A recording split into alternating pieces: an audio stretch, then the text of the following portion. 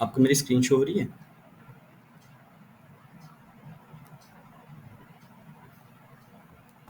Yes, sir. Okay,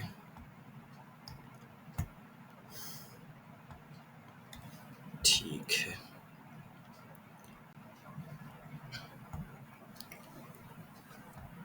ठीक है, तो आपने जो नोट्स बनाए हैं, अच्छे नोट्स हैं।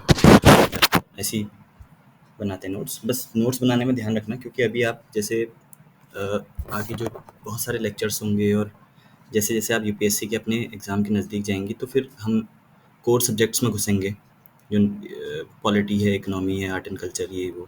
तो क्या होगा कि नोट्स बनाने में जो बच्चे गलतियाँ करते हैं, नोट्स क्या होते हैं? सारी इन्फॉर्मेशन किताब में है आपके पास। तो नोट्स जो हैं वो उसका पर्पस क्या है? नोट्स का पर्पस है, मेन पर्पस नोट्स का है रिवीजन। कि जो चीज़ें किताब को आप उठाओगे तो 700-800 पेज की एक सब्जेक्ट की बुक है, और आपको ऐसे 12 से 15 सब्जेक्ट पढ़ने हैं ऑप्शनल को मिला के। तो अगर आप ऐसे मल्टीप्लाई करोगे तो थाउजेंड्स ऑफ पेजेस हैं। तो आपको नोट्स ऐसे बनाने होते हैं बाद में, अभी तो ठीक है आप बना रहे हैं, लेकिन बाद में आपको नोट्स ऐसे बनाने हैं कि क्रिस्प फॉर्म में, जो बिल्कुल एकदम टू द पॉइंट बात है किसी चैप्टर की या किसी कॉन्सेप्ट की, आपको सिर्फ वो चीज़ नोट में डालनी है, ठीक है?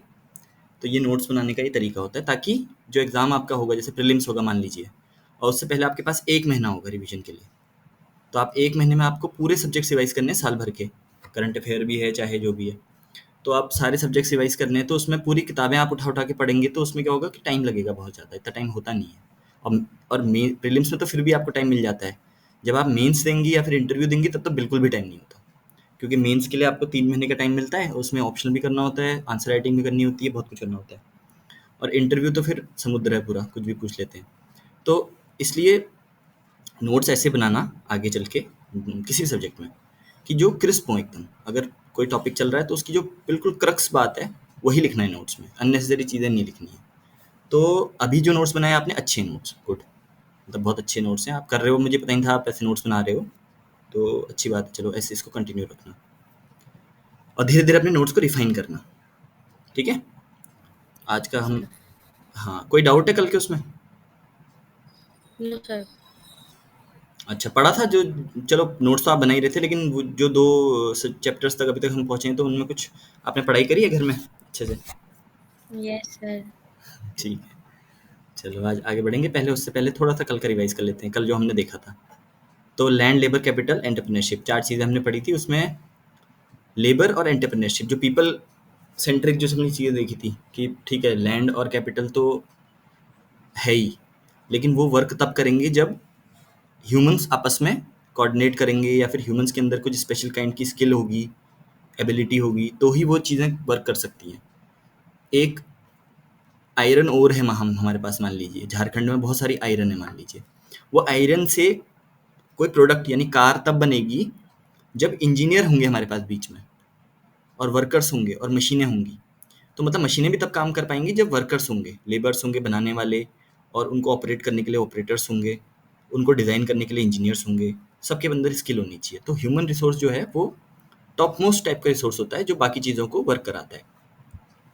तो हमने जो ये वाला चैप्टर है, इसमें ह्यूमन रिसोर्स के बारे में ही ज़्यादातर बात करी है, कि ह्यूमन रिसोर्स है वो कब एसेट की तरह काम करता है और कब एक लायबिलिटी बन जाता है। तो वो एसेट की तरह तब काम करता है, हम देखते हैं कि जब हम उसमें एक इन्वेस्टमेंट करेंगे, हम उसमें, वो हमारे पास एक तरह से अभी लायबिलिटी है, लेकिन हमने उसमें इन्वेस्टमेंट किया। इन्वेस्टमेंट हमने 3 तरह से किया। एजुकेशन के फॉर्म में कर सकते हैं हम, स्किल डेवलपमेंट के फॉर्म में कर सकते हैं, हेल्थ के फॉर्म में कर सकते हैं।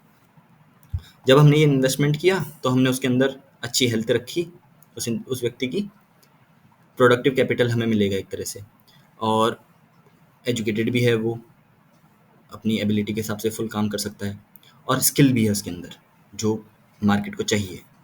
तो वो इकोनॉमी में अच्छा एक अपने पोटेंशियल के साथ आउटपुट दे सकता है। जो हमने बताया था कल की, ग्रॉस नेशनल प्रोडक्ट, जीएनपी, यानी नेशनल इनकम हम कहेंगे इसे। तो नेशनल इनकम में अपना योगदान दे सकता है जब वो एक ह्यूमन कैपिटल बन जाएगा, यानी एसेट बन जाएगा। फिर हमने ये सब चीज़ें पढ़ी थी, problems of providing population with food, education. अगर वो लायबिलिटी बन जाएगा तो हमारे लिए वो एक बर्डन है। फिर हमने इन्वेस्टमेंट की तरह की बात की थी, कितने तरह के इन्वेस्टमेंट हो सकते हैं, 3 तरह के इन्वेस्टमेंट की बात करी थी हमने। ग्रीन रेवोल्यूशन और आईटी रेवोल्यूशन इंडिया में कैसे वर्क कर रहा है इस वजह से, क्योंकि हमने उनमें इन्वेस्ट किया है। ग्रीन रेवोल्यूशन 1916 में इन्वेस्ट किया था और आईटी रेवोल्यूशन में हम अभी भी कर रहे हैं, इंजीनियर्स निकल रहे हैं अच्छे अच्छे। फिर हमने हर देखा था कि इकोनॉमी के सारे सेक्टर्स में जो जो एलिमेंट्स होते हैं वो कैसे कंट्रीब्यूट करते हैं। डॉक्टर्स, टीचर्स, इंजीनियर्स, टेलर, सबकी अपनी एक पर्टिकुलर निश होती है, जगह होती है। निश मतलब सीधे जगह, जगह का मतलब निश होता है। अपनी एक जगह होती है जो कोई रिप्लेस नहीं कर सकता। एक डॉक्टर कितना ही इंपॉर्टेंट काम कर रहा है वो एक टेलर के काम को रिप्लेस नहीं कर सकता। Simple as that. तो ये सब चीज़ें हमने देखी थी। इसलिए टेलरिंग का जो वर्क है वो भी एक स्किल वाला काम है। हम हमें अगर कह दिया जाए कि एक सूट या फिर एक कोट सिलिए, तो हम नहीं सिल सकते उस क्वालिटी में जैसे एक टेलर सिलता है। तो वो एक स्किल वाला काम है। तो हर आदमी अपना स्किल के हिसाब से अपना आउटपुट दे रहा है, अपना कंट्रीब्यूशन कर रहा है। हमने ये भी देखा था ह्यूमन कैपिटल सुपीरियर होता है बाकी चीज़ों से, हम कह सकते हैं ऐसा। भारत की एक बड़ी पॉपुलेशन बहुत लंबे समय तक लाइबिलिटी रही, और अब हमने एजुकेशन में और हेल्थ सेक्टर में इन्वेस्ट करके उसको एसेट की तरफ हम कन्वर्ट कर रहे हैं। ठीक है, फिर हमने एग्जांपल देखे थे, 2 एग्जांपल देखे थे, विलास का और शाकाल का। शाकाल और विलास का। तो शाकाल जो है वो पढ़ा लिखा पढ़ना चाहता है, आगे करना चाहता है, उसको रिवॉर्ड मिला कि उसे प्रमोशन मिला, सॉफ्टवेयर डेवलपर बनना हो। और जो विलास है वो अपनी मदर की तरह ही, जो कि हम आजकल के यूजुअल लाइफ में भी ये चीज़ें हम देखते हैं, हमें एग्जांपल्स आराम से मिल जाएंगे। ये वाला एग्जांपल भी मिल जाएगा और ये वाला एग्जांपल भी मिल जाएगा। अगर हम इसकी बात करें, तो ये हम देखेंगे ये वर्चुअस साइकिल बनेगी एक। और अगर हम इसकी बात करें तो ये, हालांकि ये कुछ और विलास और साकाल, तो ये साकाल है और ये विलास है। ये कहानी याद है ना आपको? साकाल जो था वो पढ़ लिख के सॉफ्टवेयर इंजीनियर बन गया था, और विलास जो था यस वो, सर। हाँ। तो ये देखो, इस ये कहानी से हमें क्या पता लगा कि ये एक विशियस साइकिल है। विशियस सर्कल भी कहा जाता है, विशियस साइकिल भी कहा जाता है, और ये एक वर्चुअस साइकिल है। अब ये पढ़ लिख गया है, अच्छा कमा रहा है, अपने बच्चों को भी शिक्षा देगा, आगे बढ़ के जनरेशन जो आगे की है वो सुधर जाएगी। कंट्री के लिए भी फ़ायदा है भाई, हमें प्रोडक्टिव ह्यूमन कैपिटल मिल जाएगी, इसके आगे बनने वाली जनरेशन सारी देश के लिए काम करेगी कुछ ना कुछ। और ये जो है ये भी काम कर रहे हैं, लेकिन ये अपनी फुल पोटेंशियल के हिसाब से काम नहीं कर पा रहे हैं। तो ये सब हम आज देखेंगे क्या पोटेंशियल होता है और कैसे आदमी वर्क करता है इन 2 केसेस।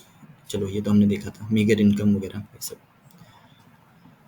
ठीक है, सेक्टर्स ऑफ इकोनॉमी हमने देखा था, एक्टिविटी के बेसिस पे, nature of activity, primary, secondary, tertiary. Important है, ये बहुत इंपॉर्टेंट है, ये आपको क्लियर होना चाहिए कि प्राइमरी सेक्टर क्या होता है और सेकेंडरी क्या होता है, टर्शियरी क्या होता है। प्राइमरी सेक्टर जो होता है वो रॉ मटेरियल से रिलेटेड होता है।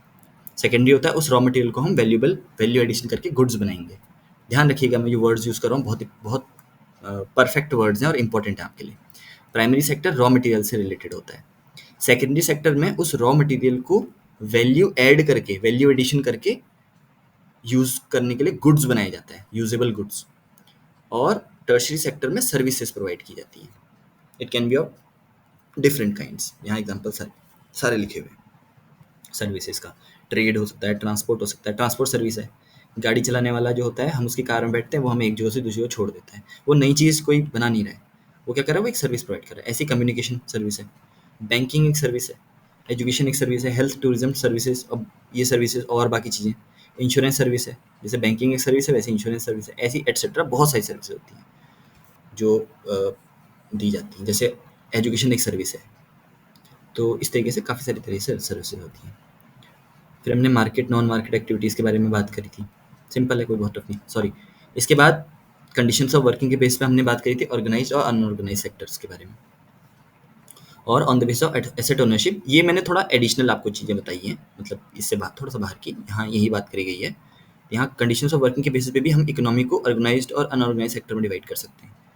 आगे आने वाले चैप्टर्स में और आगे आने वाले मतलब 10th 11th में आप ये सब चीज़ें पढ़ोगे। On the base of asset ownership हम देखते हैं कि पब्लिक सेक्टर और प्राइवेट सेक्टर हम की बात करते हैं एसेट्स की ओनरशिप पे, कि पब्लिक सेक्टर मतलब government, simple government. Private sector मतलब प्राइवेट इंडिविजुअल, जो गवर्नमेंट से जिसका लेना देना नहीं है। ठीक है, ये चीज़ें हमने देखी। उसके बाद हमने इकोनॉमिक एक्टिविटीज़ देखी थी कि मार्केट और नॉन मार्केट इकोनॉमिक, दोनों इकोनॉमिक एक्टिविटी है। अगर कोई सब्सिस्टेंस एग्रीकल्चर उगा रहा है घर में, वो भी that is also economic activity. But वो नॉन मार्केट एक्टिविटी है, मतलब वो डिमांड और सप्लाई, जो मार्केट की डिमांड सप्लाई वाली चीज़ है उस पर डिपेंड नहीं करती, और मार्केट फोर्सेज उस पर काम नहीं करते। और ये मार्केट एक्टिविटीज़ होती हैं जिसपे मार्केट फोर्सेज काम करते हैं। मार्केट फोर्सेज क्या होती है? मार्केट के फोर्सेज जो होते हैं वो डिमांड और सप्लाई मार्केट के फोर्सेज होते हैं।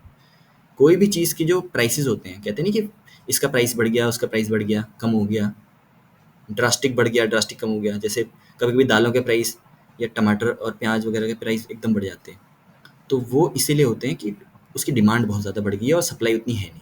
देश में मान लीजिए 100 किलो अगर प्याज उगाए इस साल, और डिमांड जो है वो 150 किलोग्राम की है, तो वो 100 किलोग्राम जो होगा वो प्रीशियस बन जाएगा बहुत, तो उसकी उसकी प्राइस बढ़ जाएगी। और मान लीजिए 80 किलोग्राम ही प्याज चाहिए और 150 किलोग्राम बन गया, उग गया इस साल, तो लोग क्या कहेंगे? लोग कहेंगे हमें तो चाहिए ही नहीं भाई। तो वो थ्रो अवे रेट्स पे, मतलब जो प्याज 20-30 रुपए किलो होता है वो 5 रुपए किलो भी बेचने को तैयार हो जाएगा किसान, क्योंकि कुछ तो मिले भाई, नहीं तो उसे फेंकना पड़ेगा। तो इस डिमांड और सप्लाई के फोर्सेस के बेस पे मार्केट एक्टिविटीज़ काम करती हैं, और नॉन मार्केट एक्टिविटीज़ इस चीज़ से बाहर होती है। इसमें जैसे हम इनफॉर्मल एक्सचेंजेस की बात करी थी हमने, एक्सचेंजेस में बहुत अच्छा एग्जांपल होता है बार्टर सिस्टम, और हाउस होल्ड एक्टिविटीज़ जो हम घर में काम करते हैं, ये सब सबसिस्टेंस फार्मिंग, वॉलंटरी वर्क, ये सब जो है इन इकोनॉमिक एक्टिविटीज़ हमने इस पे बात करी थी। फिर एग्जांपल थे कुछ, विलास फिश बेचता है, ये सब हमने देखा था, तो इनको एक बार देख लेना, कुछ कन्फ्यूजन हो तो पूछ लेना। Due to historical and cultural reasons, अब इंडिया में हमने एक थोड़ा सा सोसाइटी की बात करी थी, यहाँ पर सोशियोलॉजी आ गई। इकोनॉमी और सोशियोलॉजी, सोसाइटी और इकोनॉमी बहुत आपस में इंटरलिंक्ड टॉपिक्स हैं हमेशा, क्योंकि इकोनॉमी के बेस पे ही सोसाइटी भी वर्क करती है। इकोनॉमी के हिसाब से इकोनॉमी एक बहुत इंपॉर्टेंट पार्ट होता है हर चीज़ का। तो अगर हम देखें यहाँ पर, तो थोड़ा इकोनॉमी की जो हिस्टोरिकली हमारी इकोनॉमी कैसी रही है सोसाइटी, इसलिए सोशियो इकोनॉमिक कहते हैं हमेशा, आपने शब्द सुना होगा सोशियो इकोनॉमिक, सामाजिक आर्थिक। तो सामाजिक के साथ आर्थिक चीज़ें हमेशा जुड़ी होती हैं। तो हमारी सामाजिक रूपरेखा जो रही है इंडिया की, वो रही है पितृसत्तात्मक, जिसको कहते हैं पेट्रियार्कियल।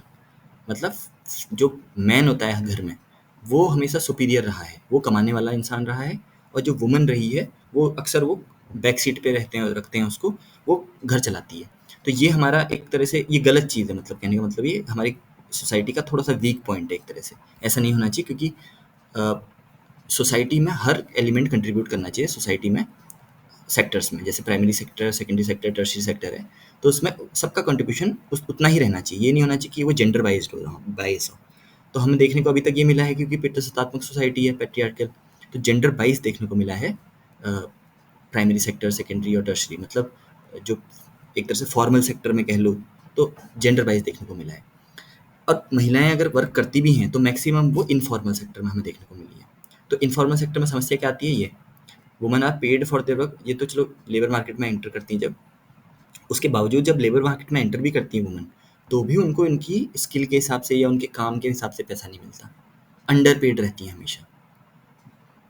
और सिर्फ तभी, ये देखो ये लिखे ना, woman are paid low compare to man, ऐसा क्यों हो रहा है? ये जनरली होता है इनफॉर्मल सेक्टर में, क्योंकि इनफॉर्मल सेक्टर में वुमन के पास कॉन्ट्रैक्ट्स नहीं है, लीगल राइट्स नहीं होते, मजबूरी में वो ज्वाइन करती हैं, ब्रिक फैक्ट्री हो, इस तरह के काम, तो उनको मतलब जॉब सिक्योरिटी नहीं होती, तो जो भी मिल रहा है एटलीस्ट घर के लिए कुछ तो कर सकती हैं। अब जैसे घर में जो काम करने के लिए मान लीजिए मेड आ रही है, तो कोई फॉर्मल आप उनको या हम उसके हिसाब से नहीं देते ना। गवर्नमेंट के जो नॉर्म्स हैं, मिनिमम वेज है, मिनिमम वेज एक्ट करके एक एक्ट है, उसमें यह है कि हर स्टेट के अपने मिनिमम वेजेस हैं, रूरल और अर्बन के हिसाब से, कि कितना मिनिमम वेज आपको देना पड़ेगा किसी भी काम करने वाले को, उससे कम नहीं दे सकते आप। तो जितना भी मिनिमम वेज है उतना आपको देना ही देना है महीने का। लेकिन कौन उस चीज़ को फुलफिल करता है? अच्छी अच्छी कंपनी, मतलब अच्छी अच्छी जगहों पे नहीं किया जाता। तो इस तरीके से इनफॉर्मल इकोनॉमी इंडिया में बहुत बड़ी है, फॉर्मल इकोनॉमी बहुत कम है। तो फॉर्मल इकोनॉमी में जैसे जैसे वुमन जाएगी, जब वुमन इनफॉर्मल से फॉर्मल की तरफ जाएगी, या जब हमारी इकोनॉमी इनफॉर्मल से फॉर्मल की तरफ शिफ्ट होगी, तो हमें क्या देखने को मिलेगा? फिर देखने को मिलेगा कि वुमन जो हायर एजुकेशन और स्किल्स के साथ है, वो ऑन पार, एट पार मतलब होता है कि इक्वल, इक्वल है मैन के साथ के हिसाब से। मतलब अगर आप बड़ी कंपनीज में जहाँ पर स्किल देखा जाता है, जहाँ पर बहुत फॉर्मल वो चीज़ है, फॉर्मलाइज्ड सिस्टम वो वर्क है, वहाँ पर हम देखने को मिलता है कि वुमन जो है उनको इक्वल अपॉर्चुनिटी भी मिलती है, इक्वल पे भी मिलती है। अगर दोनों वुमन और मैन सेम पे पोस्ट पे हैं, तो दोनों को इक्वल सैलरी मिलती है। जैसे आप एग्जांपल के तौर पे, बहुत अच्छा एग्जांपल है, जिस एग्ज़ाम की आप तैयारी कर रही हैं, आप तैयारी कर रही हैं आईएएस की, आईएएस, आईपीएस, आईएफएस, आईआरएस, और जो 22-24 सर्विसेज हैं इनकी। इन सर्विसेज में मेन हो, वुमन हो, ट्रांसजेंडर हो, कोई भी अगर मान लीजिए दिव्यांग भी हो या किसी भी बैकग्राउंड से हो, करोड़पति का बेटा भी हो तो भी और गरीब का बेटा हो तो भी, एक हमने क्या बना रखा है, एक सैलरी स्ट्रक्चर बना रखा है पूरा। तो उस सैलरी स्ट्रक्चर के हिसाब से उनको सैलरी मिलेगी, पे ग्रेड के हिसाब से, ग्रेड के हिसाब से। आपकी जो सैलरी ग्रेड में आप अप्लाई करते हो, लेवल 10, लेवल 11, जो आईएएस होते हैं जनरली लेवल 11 से स्टार्ट करते हैं। तो लेवल 11 की सैलरी ग्रेड से वो स्टार्ट करते हैं, तो आपकी पहली सैलरी जो बनती है वो बनेगी। तो चाहे वो किसी बैकग्राउंड से हो, आप वुमन हो, मैन हो, क्योंकि वो फॉर्मल सेक्टर जॉब है। ये जो आप जिसकी तैयारी कर रही हैं, it is a very highly formal sector job. तो आपकी जो भी नॉर्म्स हैं वो इक्वली अप्लाई होंगे, छुट्टी को लेकर, हर चीज़ को लेकर। इवन मैं ये भी कहूँगा, राइट टू इक्वलिटी है, क्योंकि फॉर्मल सेक्टर है तो इसलिए राइट टू इक्वलिटी है। और भारत में, अब आप पॉलिटी में पढ़ोगे आगे, सर पढ़ाएंगे आपको, पीयूष सर, कि राइट टू इक्वलिटी कैसे वर्क करती है। आपको लगेगा कि हर कोई इक्वल है, अगर हर कोई इक्वल होता तो रिजर्वेशन सिस्टम नहीं होता। कुछ लोगों को ज़्यादा हमको पुश कर देने की ज़रूरत है, कुछ लोगों को ज़्यादा एफर्मेटिव एक्शन देने की ज़रूरत है। इसलिए राइट टू इक्वलिटी मेंटेन करने के लिए वुमन को कुछ छुट्टियाँ एक्स्ट्रा दी जाती हैं, मैटरनिटी लीव कहते हैं जिसे। तो अगर जैसे जिस सर्विस में आप जा रही हैं उसमें मैटरनिटी लीव दी जाती है, वो इसलिए दी जाती है, वो मेन को नहीं मिलती। मेन को पैटर्निटी लीव मिलती है बहुत छोटी, कुछ 12 दिन की ऐसे, और वुमन को 26 वीक्स की मिलती है, 26 हफ्तों की, मतलब आधा साल, 6 महीने की उनको छुट्टी एक तरह से मिल जाती है, पेड लीव्स मैटरनिटी की। तो इस तरह से देखा जाए तो अगर इक्वलिटी मेंटेन करने के लिए, क्योंकि उनको ज़रूरत है तो उनको दी जाती है। तो इस तरीके से हाईली फॉर्मल जब इकोनॉमी बन जाएगी तो क्या होगा, वुमन को अपने राइट्स मिलेंगे, हर चीज़ मिलेगी, उनके स्किल और एजुकेशन के हिसाब से, उनको मेन के हिसाब से। ये जो चीज़ें मैं कहानी आपको सुना रहा हूँ ना, ये सारी चीज़ें, ये सारी काम की हैं, ठीक है। आपको आंसर्स में ये सब चीज़ें लिखनी पड़ेंगी बाद में। आपको जब 3-4 साल बाद आप मेंस लिखेंगी, पहला अपना मेंस लिखेंगी या इंटरव्यू देंगी, तो ये आपकी अभी अंडरस्टैंडिंग में डेवलप करवा रहा हूँ। ये सारी कहानी मतलब वो नहीं है, यूज़लेस नहीं है, ये बहुत इंपॉर्टेंट है आपके लिए सारी चीज़ें समझना, क्यों फॉर्मल सेक्टर ज़रूरी है। तो वहाँ पर ये सब जो मैं एग्जांपल दे रहा हूँ, ये सब आप लिखोगे उस चीज़ को, कि फॉर्मल सेक्टर की ज़रूरत क्यों होती है, राइट टू इक्वलिटी को मेंटेन करने के लिए, वगैरह वगैरह ये सब। तो ये जो राइट्स, ड्यूटीज़, ये सब हैं, ये आप करोगे। ठीक है, चलिए, यहाँ तक हमने कल कर लिया था ऑर्गेनाइज सेक्टर और इससे फॉर्मल सेक्टर की बात करती है। आज हमें स्टार्ट करनी है क्वालिटी ऑफ पॉपुलेशन से। देखते हैं, हो सकता है आज क्लास खत्म हो जाए, ये चैप्टर खत्म हो जाए तो अच्छी बात है। तो इतने तक आप बताओ, सोच समझ के बताओ, कि कोई भी किसी भी तरह का डाउट है तो, या कोई डिस्कशन करना है, कोई डाउट करना है, ऐसा क्यों होता है, क्या होता है, कुछ पूछना है तो आप you can ask me freely, किसी भी और किसी भी टॉपिक से रिलेटेड कुछ भी, अगर आपको डाउट, या फिर हम आगे बढ़ सकते नो हैं। सर। चलिए ठीक है, सर आगे कंटिन्यू। ठीक है, ठीक है, चलिए। तो क्वालिटी ऑफ पॉपुलेशन से हम स्टार्ट करते हैं। तो हमने कल थोड़ा सा बात करी थी क्वालिटी ऑफ पॉपुलेशन। अगर मैं आपके पास दो पॉपुलेशन रखूँ, पॉपुलेशन ए P1 और पॉपुलेशन बी P2, तो अगर मैं आपसे कहूँ कि आप कौन सी पॉपुलेशन चूज़ करोगे, मतलब आपको प्रधानमंत्री बनना है मान लीजिए, या राष्ट्रपति या प्रधानमंत्री जो भी बनना है, दो देश हैं आपके पास, कंट्री ए, कंट्री बी। आपसे मैं कहूँ कि आप कंट्री ए के राष्ट्रपति बनना चाहोगे कि कंट्री बी के राष्ट्रपति बनना चाहोगे, प्रधानमंत्री बनना चाहोगे, तो आप ये देखोगे ना कि वहाँ की कंट्री की जो पॉपुलेशन है उसकी क्वालिटी कैसी है। भैया आपसे अगर कहा जाए कि पाकिस्तान का राष्ट्र प्रधानमंत्री बनना पसंद करोगे या फिर इंडिया का प्रधानमंत्री बनना पसंद करोगे, तो ऑब्वियसली 99.99 इवन 100% लोग ये बोलेंगे अभी की कंडीशन देखते हुए। आज़ादी के वक्त तो आदमी ये कह सकता था अपने रिलीजन के हिसाब से कि चलिए हमें, अभी की लेकिन कंडीशन आप देखो तो आदमी यही कहेगा कि यार उस कंट्री का तो नहीं बनना, एटलीस्ट हम इंडिया के प्रधानमंत्री बन जाते हैं। वो क्यों कहेगा ऐसा जनरली? वो इसलिए कहेगा, कुछ मार्कर्स रखेगा अपने पास कि भाई कंट्री की पॉपुलेशन और कंट्री की एक तरह से किस कंडीशन में है वो कंट्री या वो पॉपुलेशन, वो जनसंख्या। तो क्या मार्कर्स हो सकते हैं उसके? तो ये मार्कर्स हैं कुछ, वैसे बहुत सारे मार्कर्स हो सकते हैं। एम्प्लॉयमेंट एक मार्कर हो सकता है, स्किल एक मार्कर हो सकता है। अब यहाँ जो मार्कर दिए हुए हैं, ये 3 मेजर बेसिक मार्कर्स हैं, markers of quality of a population. मतलब इंडिकेटर भी कह सकते हैं इनको, मार्कर्स या इंडिकेटर्स। यहाँ पे इंडिकेटर भी लिख लेता हूँ। ये मार्कर्स के साथ इंडिकेटर्स होते हैं, मतलब मार्कर का मतलब इंडिकेटर होता है। ठीक,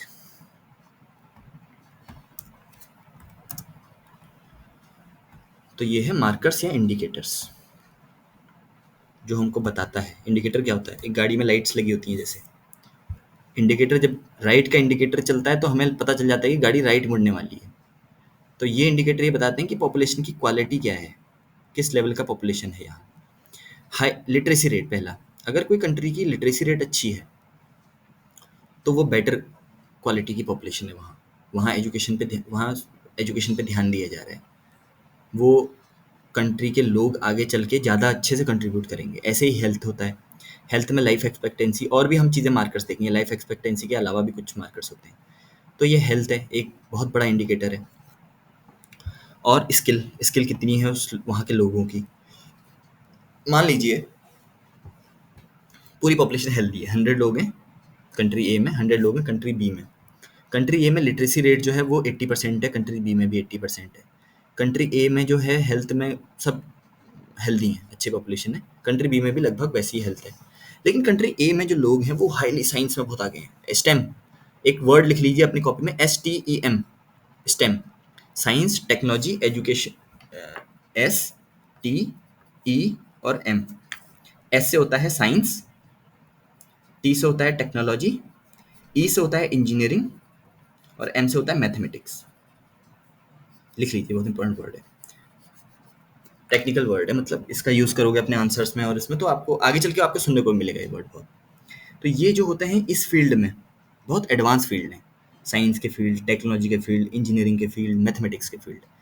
एक कंट्री हमें कह रहे हैं कि 100 लोग हैं, दूसरे में भी 100 लोग हैं, एक में लिटरेसी रेट 80% है, दूसरे में भी 80% है, एक में हेल्थ अच्छी है जितनी है, दूसरे में भी वैसी ही अच्छी है। लेकिन एक में जो लोग हैं वो बहुत हाईली एडवांस लोग हैं। वो साइंस टेक्नोलॉजी इंजीनियरिंग मैथमेटिक्स में बहुत आगे हैं।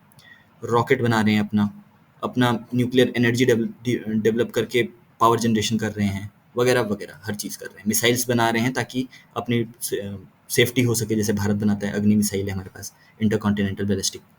इस तरीके से वो कंट्री जो है वो इन चीज़ों में बहुत एडवांस है। मिलिट्री अच्छी है, हाई क्वालिटी के वो एग्रीकल्चर करते हैं, बहुत इक्विपमेंट अच्छा है उनके पास, नंबर वन। और दूसरी कंट्री जो है उसमें लिटरेसी रेट तो ठीक है, हेल्थ भी ठीक है, लेकिन वो स्किल डेवलपमेंट नहीं है। वहाँ जो लोग हैं वो पढ़ते हैं, ग्रेजुएट हैं सब, लेकिन कुछ उनको जो टेक्निकल स्किल्स हैं वो है ही नहीं। तो कौन सी कंट्री बेटर मानी जाएगी यहाँ पर? तो वो कंट्री बेटर मानी जाएगी जिसके पास स्किल्स हैं, क्योंकि वो उस एजुकेशन को अपनी और हेल्थ को कन्वर्ट कर पाएंगे किसी आउटपुट प्रोडक्ट में, किसी वैल्यूएबल आउटपुट में कन्वर्ट कर पाएंगे अपनी जो उनके पास एबिलिटीज़ हैं। एबिलिटी कौन सी? लिटरेसी स्किल्स वाली एबिलिटी और हेल्थ वाली एबिलिटीज़ को। तो वो स्किल डेवलपमेंट जो होती है वो इंपॉर्टेंट होती है इसलिए। तो ये सब चीज़ें हैं, अब इसमें हम आज की लेक्चर में बात करेंगे। सबसे पहला हमने लिया क्वालिटी ऑफ पॉपुलेशन, हमने 3 लिया था, उसमें हमने पहला लिया है एजुकेशन। एजुकेशन के ऊपर आज हम बात करेंगे, ठीक है। हमने एग्जांपल लिया था साकाल से, education initial years of life. Sakal ने जो एजुकेशन करी थी इनिशियल ईयर्स में, इसकी वजह से वो सॉफ्टवेयर इंजीनियर बना था। तो एजुकेशन इंपॉर्टेंट होती है। It open new horizon for him, उसके लिए नए नए आयाम खुल दिए। और एजुकेशन अपने लिए तो बेनिफिट करती ही है, सोसाइटी के लिए भी बेनिफिट होती है, करती है। क्या हो सकता है सोसाइटी के लिए एजुकेशन का बेनिफिट, अगर मैं आपसे पूछूं एक बेनिफिट बताइए कि अगर एजुकेटेड लोग होंगे किसी सोसाइटी में तो वो सोसाइटी को कैसे बेनिफिट कर सकते हैं? सोचिए जरा, बताइए मुझे जरा, ट्राई करिए, इजी क्वेश्चन है।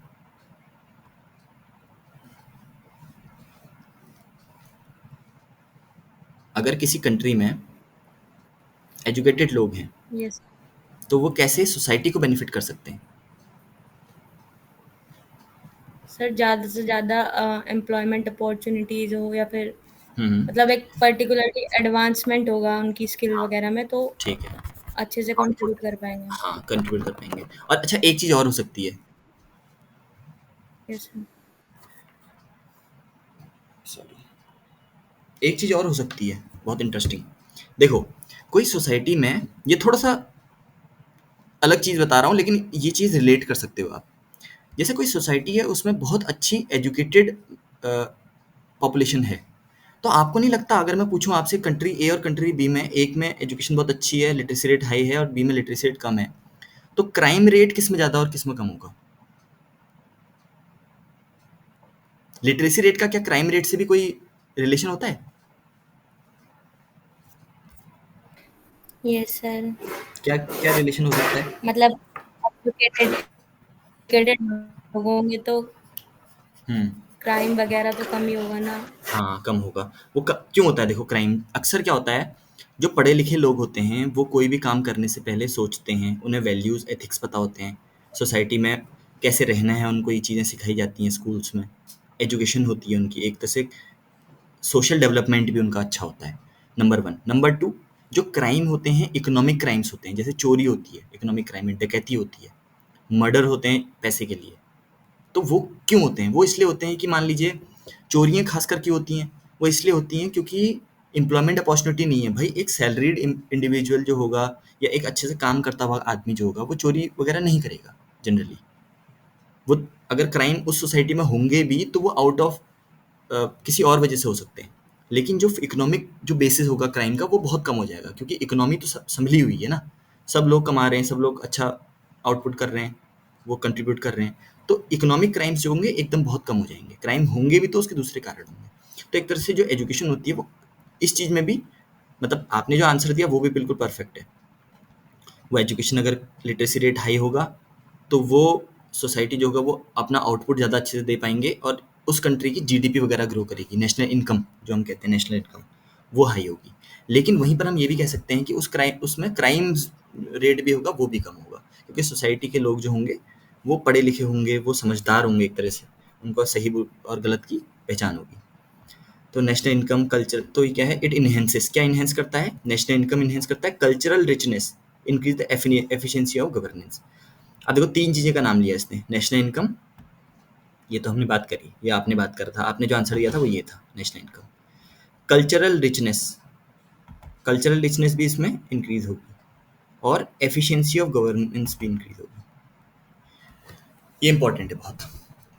अगर हम एजुकेशन या लिटरेसी रेट को हाई करें, हाई रखें, तो नेशनल इनकम तो इंक्रीज होगी ही। हमको सिर्फ पैसा दिखाई देता है कि पैसा बढ़ेगा देश में, लेकिन उसके साथ साथ कुछ ऐसे एस्पेक्ट भी हैं देश में या उस पॉपुलेशन में जो बेटर इंप्रूव होंगे। क्या वो हो सकता है? Cultural richness. एक पढ़े लिखे समाज की ये खासियत होती है कि वो अपनी कल्चर्स को अपने बचा के रखता है। पढ़ा लिखा समाज, जैसे एग्जांपल के तौर पे अगर मैं कहूँ, जैसे यूनेस्को, यूनेस्को जो है वो कल्चरल हेरिटेज को प्रोटेक्ट करता है। यूनेस्को यूनाइटेड नेशंस का नाम सुना है आपने? Yes sir. हाँ, यूएन है ना, यूएन एक बॉडी है, सेंट्रल बॉडी है। दुनिया के बहुत सारे देश जो हैं, सारे देश मतलब उसके पार्ट हैं, मैक्सिमम कंट्रीज। तो यूनाइटेड नेशन एक इंटर गवर्नमेंटल बॉडी है। इंटर गवर्नमेंटल मतलब बहुत सारी गवर्नमेंट्स, बहुत सारे देशों की सरकार जो है उसकी पार्ट है। तो यूनाइटेड नेशन की ही एक बॉडी है, उसको कहते हैं यूनेस्को, UNESCO। यूनेस्को नाम सुना है यूनेस्को का? Yes sir. यूनेस्को, हाँ, यूनेस्को एक बॉडी है। तो यूनेस्को क्या करती है? वो अ, हमारी कल्चरल हेरिटेज जो दुनिया भर की हैं उसको प्रोटेक्ट करने का काम करती है यूनेस्को। तो वो लिस्ट बनाती है कल्चरल हेरिटेज की। तो इस तरीके से जो, मतलब उसमें क्या है, आपको जब नॉलेज होगी अपने कल्चर के बारे में, अपनी हिस्ट्री के बारे में, आप रिसर्च करोगे वगैरह वगैरह, वो सब लिटरेसी रेट के बाद ही होगा। जब लोग को पढ़ना आएगा, लोगों को समझना आएगा, तो रिसर्च होगी, पढ़ाई होगी, वो अपनी कल्चर हेरिटेज को बचा सकते हैं, आगे बढ़ा सकते हैं, उन्हें वैल्यू समझ में आएगी अपनी कल्चर हेरिटेज की। तो इस चीज़ के लिए भी लिटरेसी रेट इंपॉर्टेंट होता है। तो सिर्फ मॉनेटरी, ये तो मॉनेटरी फ़ायदा है, मॉनेटरी मतलब पैसे, पैसे से रिलेटेड, ये पैसे से रिलेटेड वाला फ़ायदा है। ये नॉन मॉनेटरी फ़ायदा है कल्चर रिचनेस। और एफिशिएंसी ऑफ गवर्नेंस, कैसे एफिशिएंसी ऑफ गवर्नेंस इससे फ़ायदा होगा? देखो, ध्यान समझो, हमेशा एग्जांपल के थ्रू समझना है। मान लीजिए एक कंट्री है ए, एक कंट्री है बी। ये बहुत इंपॉर्टेंट है, एफिशिएंसी ऑफ गवर्नेंस। कैसे लिटरेसी रेट गवर्नेंस को एफिशिएंट बनाता है, गवर्नेंस को, गवर्नमेंट नहीं।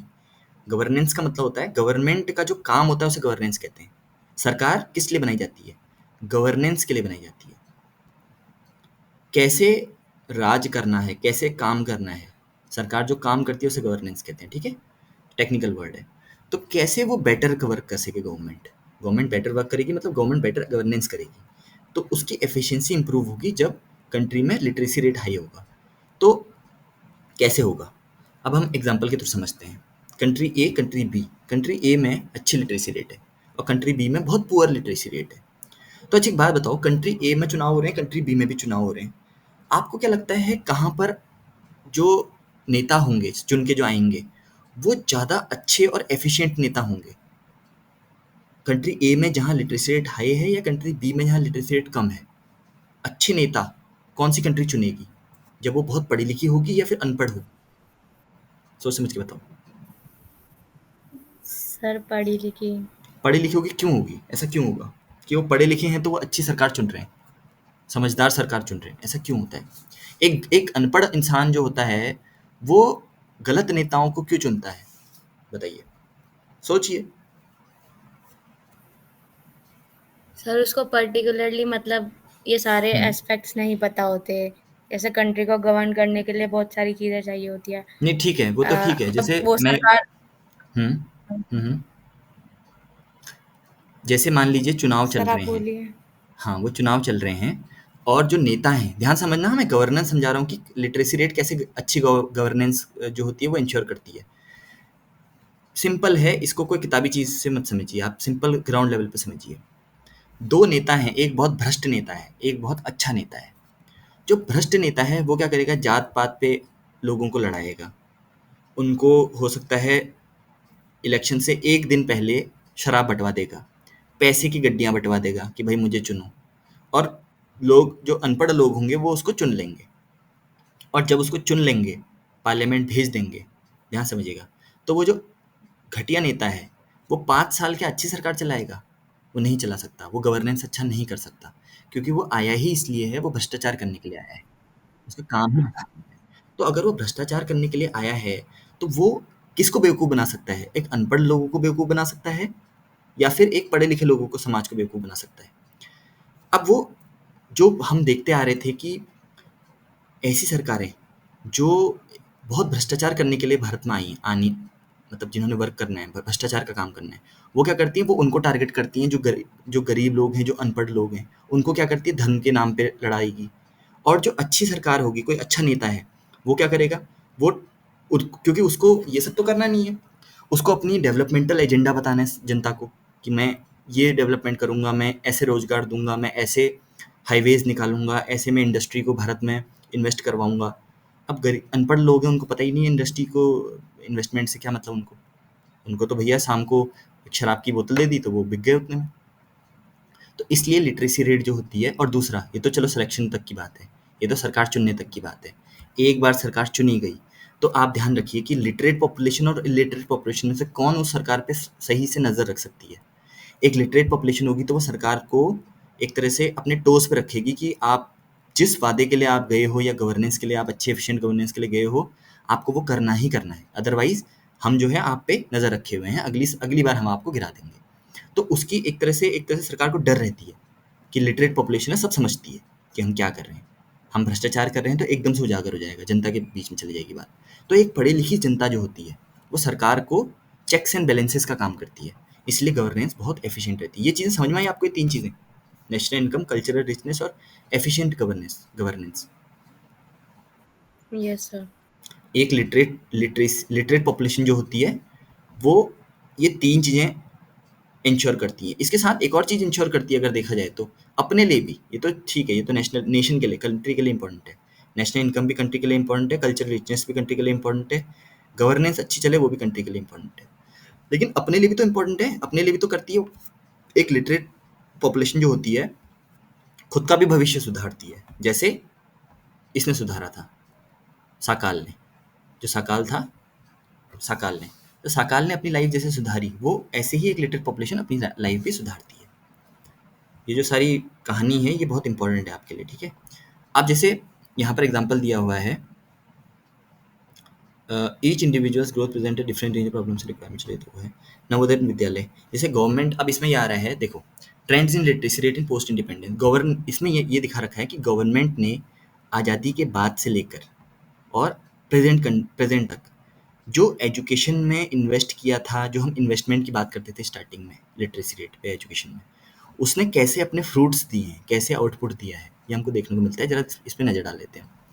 देखिए, trends in literacy rate in post independent India, Bharat की आज़ादी के बाद, पोस्ट पोस्ट मतलब बाद में, जो आप पढ़ रहे हो आजकल, पोस्ट इंडिपेंडेंट इंडिया में लिटरेसी रेट का क्या ट्रेंड रहा है। देखो ऊपर को जाते हुआ दिख रहा है, सारा सारा ग्राफ ऊपर को जा रहा है, ऊपर को जा रहा है, मतलब कंटिन्यूस इंप्रूवमेंट। ऐसा नहीं हो रहा है ग्राफ, ऐसा नहीं है यूं यूं यूं, ऐसे नहीं है, कंटिन्यूस इंप्रूवमेंट है। कैसे इंप्रूवमेंट है हम देखते हैं। ब्लू वाला है पर्सन्स, रेड वाला है मेल, और ग्रीन वाला है फीमेल। ब्लू वाला है एवरेज, ये एवरेज है, रेड मेल है, फीमेल, यानी ब्लू एवरेज है, ये मेल है, ये फीमेल है। बड़ी इंटरेस्टिंग चीज़ें निकल के आएंगी इससे सामने, देखो। तो ब्लू तो एवरेज होगा तो वो बीच में ही रहेगा हमेशा, रेड और ग्रीन के बीच में कहीं पर लाई करेगा। यहाँ भी वो रेड और ग्रीन के बीच में लाई कर रहा है। जो मैं बता रहा हूँ वो समझ में ना आए तो एकदम मुझे रोकना, ठीक है? ध्यान देखिए, ध्यान से देखिए। यहाँ जो रेड है, यहाँ हमें एक ट्रेंड देखने को मिल रहा है जो कि कंटिन्यूअस है। रेड सबसे बड़ा लाइन रेड की है जो कि कितनी परसेंट है, लिटरेसी रेट क्या थी उस समय 1950 के आसपास, 51 में 20 से 30% के बीच में, नहीं 25 लगा लो, 26 लगा लो, 20 से 30% के बीच में 26% के करीब लिटरेसी रेट उस समय था। और आज कितना है, आज देखो 80 से ऊपर पहुंच चुका है, 85% मान लो इसको, 84 मान लो। ये रेट आज है मेल का, ये मैं मेल की बात कर रहा हूँ हाँ सिर्फ, क्योंकि रेड मेल होता है, ठीक है? मेल जो थे वो 26% लिटरेसी रेट था और आज वो पहुंच के 84-85% पे है। अभी देखो फीमेल का लिटरेसी रेट क्या था, 10 से भी कम, ये 8 लगा लो, इसका 9 लगा लो। 9% लिटरेसी रेट के करीब जो था वो 1950 में। सोचो 9% मतलब कितना होता है, 91%, यानी इतनी बड़ी महिलाएं का जो लिस्ट है पूरी, वो इलिटरेट थी आज़ादी के 3 साल बाद, यानी करीब 1950s तक। मतलब 91% जो फीमेल थी भारत की, वो इलिटरेट थी, उन्हें पढ़ना लिखना नहीं आता था, अपना नाम तक नहीं लिख सकती थी, अंगूठा छाप थी। और अभी देखो, और हमें एक चीज़, हमें ट्रेंड जो मिला वो क्या मिला, वो था मेल और फीमेल के बीच का गैप। पेट्रियार्कल सोसाइटी का एक बहुत अच्छा इंडिकेटर है, देखो ये एक मार्कर है कि यहाँ भी गैप है और यहाँ भी गैप है। ऐसा नहीं है कि आप सोसाइटी बदल चुकी है, अब फीमेल जो हैं वो आगे बढ़ गई हैं, नहीं भाई। ऐसा क्या कारण है भारत में कि फीमेल जो है आज भी मेल से कम ही पढ़ी लिखी हैं? मतलब अगर प्रोपोर्शन की बात करें तो मेल 80 कितना है, 84% मेल लिटरेट दिख रहे हैं हम, और यहाँ पर 70% के करीब फीमेल है। मैं आज की बात कर रहा हूँ, प्रेजेंट। और एवरेज जो निकालो इसका, तो इसके यहाँ पर करीब करीब 78%, अभी 78% के करीब लिटरेसी रेट है भारत का। तो 78% एवरेज हो गया, मेल है 84% और फीमेल है 70%। तो ये जो डिफरेंस हमें देखने को मिल रहा है, एक ट्रेंड, ये ट्रेंड से हमें क्या चीज़ें सीख मिली? नंबर वन ये चीज़ मिली कि कंटिन्यूस इम्प्रूवमेंट है, ठीक है? जो हम एफर्ट मार रहे हैं उसका कंटिन्यूस इम्प्रूवमेंट हमको देखने को मिला है, कंटिन्यूस। लेकिन दूसरी चीज़, एक और हमें चीज़ देखने को मिली, ये कि मेल और फीमेल के बीच में एक खाई है, एक गैप है जो कि नहीं होना चाहिए। क्या होता बेस्ट ये होता कि इक्वल रहते दोनों, क्योंकि दोनों जेंडर जो हैं उनको समान मौके मिलने चाहिए। ये गैप हमें क्या इंडिकेट कर रहा है कि दोनों को समान मौके नहीं मिल रहे हैं पढ़ने के, शिक्षा के समान मौके दोनों को नहीं मिल रहे हैं, ये इंडिकेट कर रहा है गैप, अदरवाइज कोई रीज़न नहीं है भाई। ठीक है, 100% नहीं है, 80% अगर भारत की पॉपुलेशन लिटरेट है तो 80 ही मेल भी होने चाहिए, 80 ही फीमेल भी होनी चाहिए, 80% मेल होनी चाहिए, 80% फीमेल होनी चाहिए। ये गैप हमको ये शो कर रहा है कि भारत में अभी भी पेट्रियार्की जो है वो पूरी तरह से खत्म नहीं हुई है, और वुमेन के पास अभी भी उतने राइट्स पढ़ने के नहीं हैं जितने मेल के पास हैं। तो ये दो ट्रेंड हमको बहुत अच्छे देखने को मिले। और तीसरी चीज़ हमको इस ट्रेंड से क्या चीज़ पता लगी? नंबर वन, एक चीज़ फिर से रिवाइज कर लेते हैं। नंबर वन, कंटिन्यूस इंप्रूवमेंट है, गवर्नमेंट ने जो इन्वेस्टमेंट किया है वो अपने फ्रूट्स दे रहा है, कंटिन्यूस इंप्रूवमेंट है। आज हम ये वाली जो बीच वाला जो पॉइंट है ये इंपॉर्टेंट है, 78%, भारत की लिटरेसी रेट 78% के करीब पहुंच चुकी है, नंबर वन।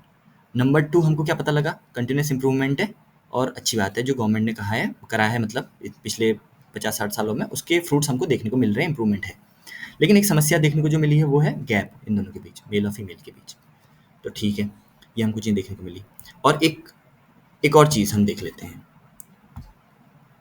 जो कि हम यहाँ लिख भी लेते हैं, आप भी लिख लीजिए। क्या लिखना है? ये जो 2017 के आंकड़े हैं, तो लिटरेसी रेट अगर हम देखें, तो मेल्स के लिटरेसी रेट क्या है, कितना है मेल्स का? देख के बताइए। सर करंट या फिर करंट अभी का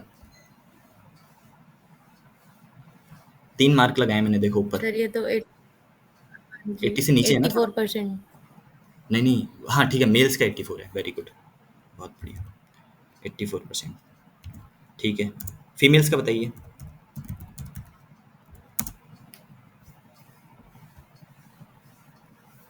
करंट, हालांकि 2017 है सर लेकिन 70% है। 70 मान लो, चलो 70%। आपको एटलीस्ट ब्रॉड आइडिया तो हो, मैं ये चाहता हूँ आपको ब्रॉड आइडिया हो। कोई कहे अगर कि भाई मेल्स की क्या है, कहीं पर आप डिबेट कर रही हैं मान लीजिए, तो आपको एटलीस्ट ये आइडिया हो कि भाई भारत का अभी क्या लिटरेसी रेट चल रहा है ब्रॉड। कोई ये ना कहे कि आप कहीं 60, 50, 80, 90 ऐसे ना बोलो, जो अप्रॉक्सीमेट है एटलीस्ट वो आपको क्लियर हो, ठीक है। और इंडिया, इंडिया का कितना है अभी एवरेज, कितना लिखूं? 77 अराउंड। 78 मान लो, गुड, ठीक है। तो ये आपको याद रखना है अभी, ठीक है। इसकी वैल्यू क्या है? इसकी वैल्यू ये है आपको ब्रॉड आइडिया हो, कहीं पर आप आपको समझ डेवलप करना मेरा मेन उद्देश्य है कि आपको एक समझ डेवलप हो कि भारत में मेल की लिटरेसी रेट जो है वो 84%, यानी भारत में जितने भी मेल्स हैं सारे आदमियों को एक तरफ खड़ा कर दिया जाए अगर, तो 84% उनमें से जो लोग हैं वो 100 में से 84 वो क्या हैं, पढ़े लिखे हैं। और फीमेल्स में 70% लोग पढ़े लिखे हैं। और इंडिया का एवरेज निकालो तो वो 78 निकलता है। तो अभी 78% जो हमें हमारी लिटरेसी रेट है, ठीक है। ये चीज़ आपको याद रखनी है, ये चीज़ दिमाग में रखनी है एटलीस्ट, क्योंकि एग्जैक्ट आपको याद रखने की ज़रूरत नहीं है, एक ट्रेंड है ये, एक ट्रेंड है।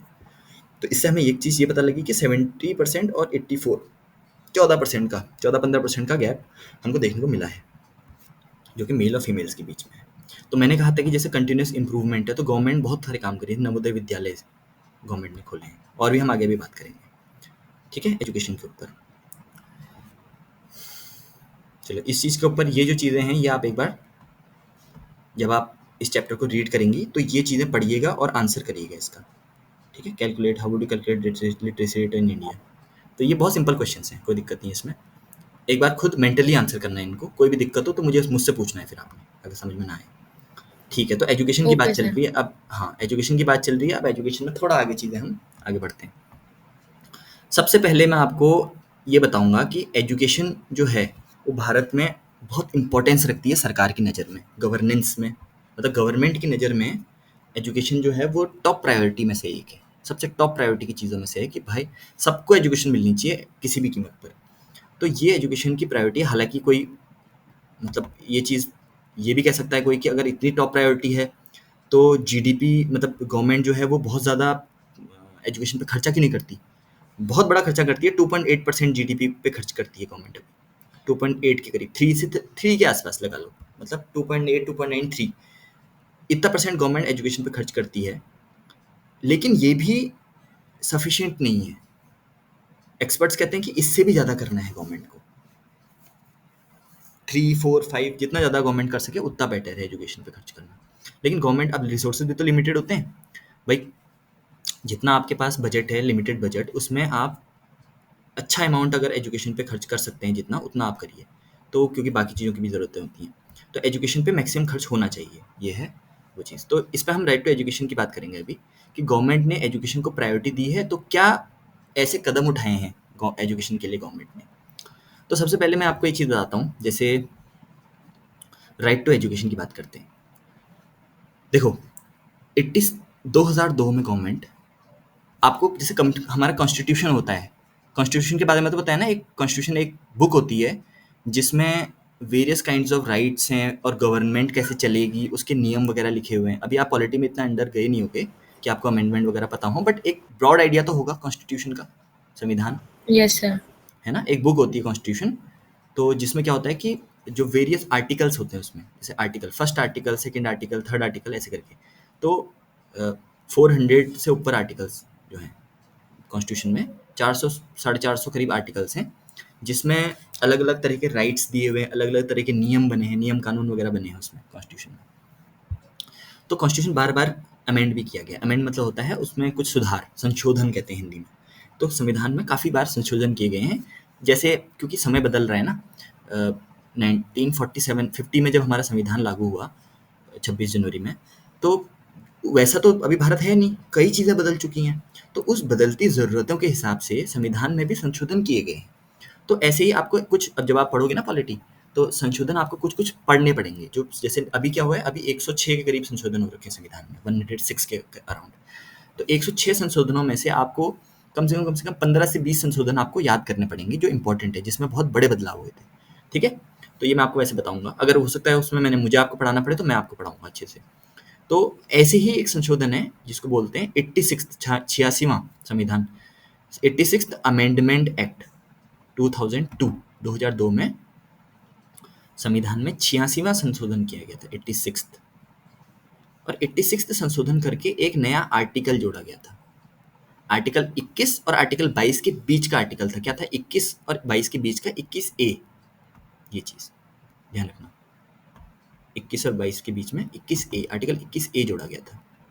ठीक है, ये चीज आपको बाद में याद रखनी होगी। मैं चाहता हूँ कि एक आपको ये रहे कि दिमाग में रहे कि जैसे ही आप कभी बाद में ये चीजें पढ़ेंगे कि राइट टू एजुकेशन की बात आएगी तो आपको एकदम क्लिक होना चाहिए कि सर ने उस दिन क्लास में राइट टू एजुकेशन पढ़ाया था और एजुकेशन क्यों इंपॉर्टेंट होती है उस पर लेक्चर भी लिया था, और राइट टू एजुकेशन अधिकार के रूप में सरकार ने हमको कब दिया, कब संविधान में वो अधिकार डाला गया। वो 86th अमेंडमेंट एक्ट के द्वारा 2002 में डाला गया था, जब आर्टिकल 21A जोड़ा गया था। ठीक है, ये चीज़ आपको याद रहे तो बेटर है, मैं चाहता हूँ याद रहे, क्योंकि जितना ज़्यादा आपको अभी चीज़ें क्लियर हो जाएंगी उतना बहुत आसानी हो जाएगी आपको बाद में पढ़ते वक्त। मैक्सिमम कवर करो, बाद में कुछ आपके लिए सब केक वॉक, सब खेल बन जाएगा बाद में। आप बाकी स्टूडेंट से ऑलरेडी बहुत आगे जंप में हो गए जब आप बाद में, क्योंकि जो 2026-27 में स्टार्ट करने वाले जो बच्चे हैं उनसे आप ऑलरेडी बहुत आगे हो गए। तो ये सब चीज़ें, ये मत सोचना कि मैं अभी क्यों करूँ, मैं बाद में देख लूँगी। मैं आपको इसीलिए ये चीज़ें इंक्लूड कर रहा हूँ चीज़ों में, क्योंकि ये बहुत टफ चीज़ें नहीं है, आसान है। कॉन्सेप्ट अभी बन रहे हैं, अभी बना लो। तो फंडामेंटल राइट के रूप में, फंडामेंटल मतलब मौलिक अधिकारों के रूप में, फंडामेंटल राइट हो गया अभी आपका चैप्टर, ये बचा है? कुछ सर बात हुई थोड़ा है? थोड़ा इंक्लूड हुआ है अभी। है यस ना? तो सर। हाँ, तो सर ने आपको बताया होगा कि फंडामेंटल राइट मतलब अधिकार, आपको मौलिक अधिकार कुछ दिए हैं संविधान ने आपको। ठीक है, कौन से पार्ट में है फंडामेंटल राइट, कुछ डिस्कस हुआ है? यस सर, पार्ट 3 में है। वेरी गुड, मजा आ गया, हाँ। यही सुनना है। ठीक है, पार्ट 3 में। तो ये मैं अब समझ रहा हूँ कि आपको फंडामेंटल राइट जो है वो चीज़ें आपने एटलीस्ट सुनी है। ठीक है, अगर आपने सुनी भी नहीं होती तो मेरे लिए थोड़ा सा आपको समझाना मुश्किल होता। आप सोचते यार ऐसे क्या राइट है कि फंडामेंटल लिखा है उसके आगे, राइट तो राइट होते हैं। लेकिन ठीक है, आपको थोड़ा सा नॉलेज है उसकी। तो पार्ट 3 में, भाग 3 में संविधान के फंडामेंटल राइट की बात की गई है। आर्टिकल 14 से लेकर आर्टिकल 35 तक, आर्टिकल 14 से लेकर, वैसे आर्टिकल 32 तक होते हैं मेनली राइट जो होते हैं।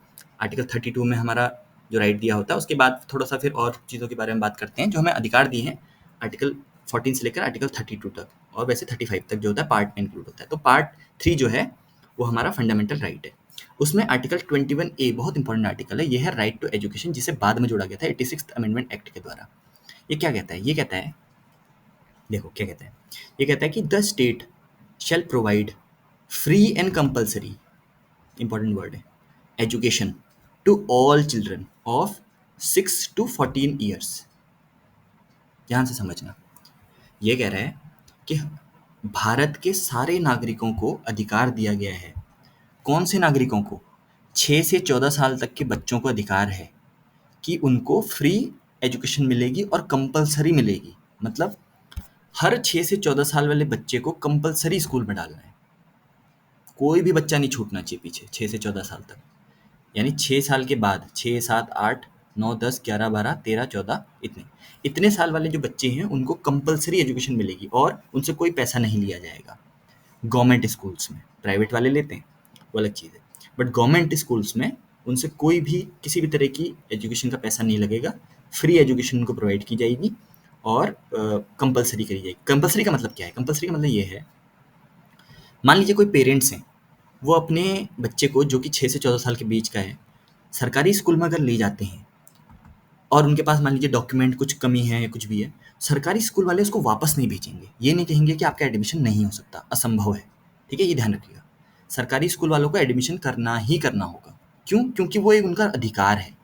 वो फ्री एजुकेशन होनी है उसकी और कंपल्सरी होनी है। अगर वो मना करते हैं, देखो इस राइट का कैसे इस्तेमाल होता है वो मैं बता रहा हूँ आपको। अगर कोई पेरेंट्स अपने 6 से 14 साल वाले बच्चे को सरकारी स्कूल में ले जाते हैं, उनके पास मान लीजिए बर्थ सर्टिफिकेट नहीं है, उनके पास कोई किसी तरह का आधार कार्ड नहीं बना है मान लीजिए बच्चे का, तो प्राइवेट में जाओगे तो प्राइवेट वाला क्या बोलेगा? वो कहेगा कि आपने क्या नाम कहते हैं, आपके पास आधार नहीं है, ये नहीं है, वो नहीं है, या फिर हम अभी हमारा एडमिशन फुल हो गए हैं वगैरह वगैरह। प्राइवेट सरकारी स्कूल वाले मना नहीं कर सकते, उनको कंपल्सरी उसको एडमिशन देना होगा, उसके पास चाहे पैसे हों चाहे ना हो। ठीक है, तो ये उसको अधिकार है अभी भारत में 6 से 14 साल वाले बच्चों को फ्री एजुकेशन मिलेगी। तो ये हमारा फंडामेंटल राइट्स है। ये किससे जोड़ा गया था? ये संविधान में ओरिजिनली नहीं था, ये 86th अमेंडमेंट एक्ट के द्वारा जोड़ा गया था 2002 में। उसके बाद फंडामेंटल ड्यूटी भी है, फंडामेंटल ड्यूटी भी जोड़ी गई। ये हमारा फंडामेंटल ड्यूटीज़ के बारे में भी आपको डिस्कस किया गया होगा या आगे चल के करेंगे कि जो भारत में जितने भी लोग हैं, सिटीजन्स हैं, ये सिर्फ सिटीजन्स के लिए होती है ड्यूटीज़।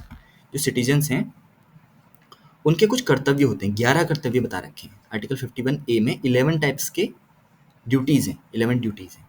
वो उन 11 ड्यूटीज़ में से एक ड्यूटी क्या है, अभी मैं आपको दिखाता हूँ। जैसे आप इसकी बुक खोलोगे ना, इकोनॉमी की बुक ओपन करोगे तो स्टार्टिंग में देखते हैं। चलो, इसमें दिया है फंडामेंटल ड्यूटीज़ के बारे में।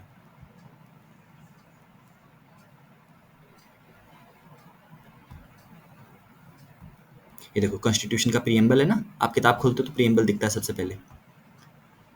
उसके बाद ठीक है, ये सब है।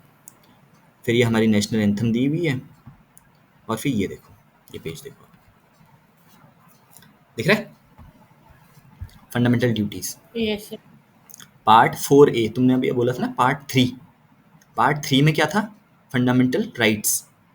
पार्ट 4 क्या है, पार्ट 4 है डीपीएसपीज, डायरेक्टिव प्रिंसिपल्स। और पार्ट 4A यस सर। ये जोड़ा गया है। ये पार्ट 4A के अंदर एक ही आर्टिकल है, सिर्फ एक आर्टिकल है, वो है 51A, 51 क। ये आर्टिकल है, एक ही आर्टिकल है इस पार्ट के अंदर, और एक ही आर्टिकल के अंदर 11 तरह की ड्यूटीज जोड़ी गई हैं। 11 ड्यूटीज हैं। ये सिर्फ सिटीजन्स को ये ड्यूटीज फुलफिल करनी होती हैं, ठीक है। नहीं करेंगे तो कोई सजा नहीं है, बट एक उनको इंडिकेटर के रूप में कि आपको ये करनी है, उनको ध्यान रहे कि अच्छे नागरिक बनने के लिए उनको ये 11 ड्यूटीज फुलफिल करनी है। तो इसको एक बार पढ़ लेना, अभी वो हमारे सिलेबस से थोड़ा बाहर, मतलब हमारे अभी एजेंडे से बाहर की चीज़ है। इसमें हमको ये देखना है के वाली ड्यूटी। एक ड्यूटी है एजुकेशन से रिलेटेड, क्या कह रहा है देखो, पढ़ लेते हैं। वो कह रहा है, यहाँ से पढ़ते हैं। It shall be the duty of every citizen of India, हर भारत के नागरिक की ड्यूटी होगी। क्या ड्यूटी होगी ये, हु इज़ अ पेरेंट और गार्जियन, वो नागरिक जो पेरेंट हैं या गार्जियन हैं किसी बच्चे के, क्या ड्यूटी है, to provide opportunities for education to his child, और एज द केस में भी, मतलब या चाइल्ड है या वार्ड, वार्ड मतलब होता है जो गार्जियन के अंडर हो आप, वो between age of 6 and 14 years provide कराना क्या, एजुकेशन की अपॉर्चुनिटीज। मतलब कोई भी माता पिता अपने 6 से 14 साल के बच्चों को ऐसा ना करे कि वो घर पे ऐसे रखे कि उसको एजुकेशन तक ही ना भेजे, क्योंकि माँ बाप जब भेजेंगे तो ही तो स्कूल में डाल सकते हैं। भाई माँ बाप ने अगर 6 से 14 साल वाले बच्चों को स्कूल ही नहीं भेजा, तो गवर्नमेंट कितना ही कहती रहे कि उनको आपको राइट है, राइट है। भाई वो राइट तभी तो यूटिलाइज हो पाएगा जब माँ बाप उनको भेजेंगे वहाँ। तो उनके लिए एक ड्यूटी रखती, राइट तो दिया है आपको, लेकिन आपकी एक ड्यूटी भी है। क्या ड्यूटी है, आपको अपने बच्चे को 6 से 14 साल के बच्चे को स्कूल तक भेजना है। तो स्कूल उसके बाद जानेगा, उसके बाद स्कूल का काम है कि वो एडमिशन करेगा ही करेगा, उसको वापस नहीं कर सकता। बट आपको घर से निकाल के वो बच्चे को स्कूल तक तो पहुँचाना है। आप घर ही में रखा है, अगर आपने ये सोचा है कि मैं एजुकेशन दूंगा ही नहीं अपने बच्चों को, तो फिर स्कूल भी क्या कर लेगा। इसलिए ये ड्यूटी रखी है। राइट और ड्यूटी का मतलब समझ में आया आपको। राइट दिया है ताकि वो स्कूल में उनको वापस ना कर पाएँ, ऐसा ना हो कि वो वंचित रह जाएँ, और ड्यूटी है उन पेरेंट्स की या गार्जियन की जिनको वहाँ तक भेजना है। तो ये है कि it is a duty of every citizen who is a parent और guardian to provide education opportunities to his और her child as the case may be ward between the age of 6 and 14 years, 6 से 14 साल तक के बच्चों को। ठीक है, तो ये हमने देखा कि एक तो फंडामेंटल राइट है जो 86 अमेंडमेंट एक्ट से जोड़ा गया, राइट टू एजुकेशन। एक है फंडामेंटल ड्यूटी आर्टिकल 51A के अंदर, वही चीज़, every citizen who is a parent और guardian shall provide opportunities for education to his child और ward between the age of 6 and 14 years, 6 से 14 साल के बच्चों के बीच में। ठीक है, उसके बाद एक है डीपीएसपी, ये जोड़ा नहीं गया है, ये पहले से संविधान में मौजूद था। पहले से मतलब जब संविधान बना। संविधान कब बना था,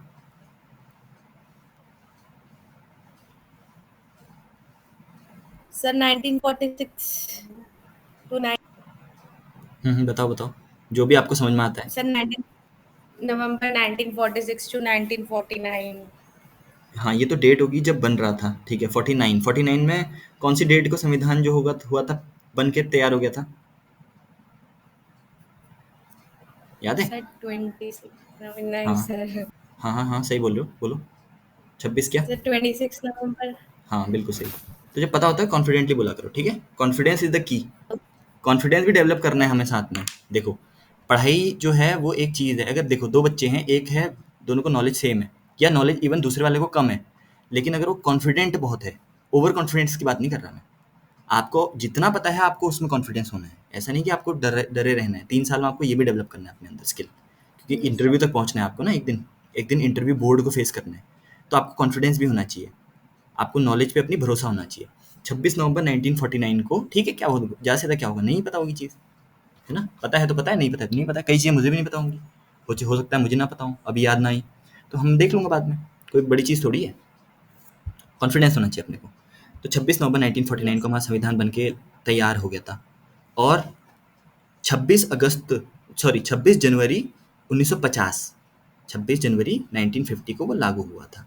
तो जिस दिन लागू हुआ था तभी संविधान में ये वाला आर्टिकल था। कौन सा आर्टिकल? आर्टिकल 45, जो कि एक डीपीएसपी, जिसको राज्य का नीति निर्देशक तत्व कहा जाता है। देखो, फंडामेंटल राइट हम लोगों के लिए है, हमें जो राइट मिले हैं, फंडामेंटल ड्यूटीज हमारे कर्तव्य हैं हमारे, डीपीएसपी सरकार को दिए गए हैं निर्देश। संविधान ने कुछ निर्देश सरकार को दिए, समझ रहे हो? संविधान बातें कर रहा है, संविधान ये बातें कर रहा है हमसे, संविधान हमको बोल रहा है, फंडामेंटल राइट के थ्रू संविधान हमको कुछ राइट दे रहा है। फिर संविधान फिर बात कर रहा है, हमारे हमसे बात कर रहा है। फंडामेंटल ड्यूटीज के थ्रू संविधान हमको बोल रहा है, क्या बोल रहा है? हमारे कर्तव्य गिना रहा है।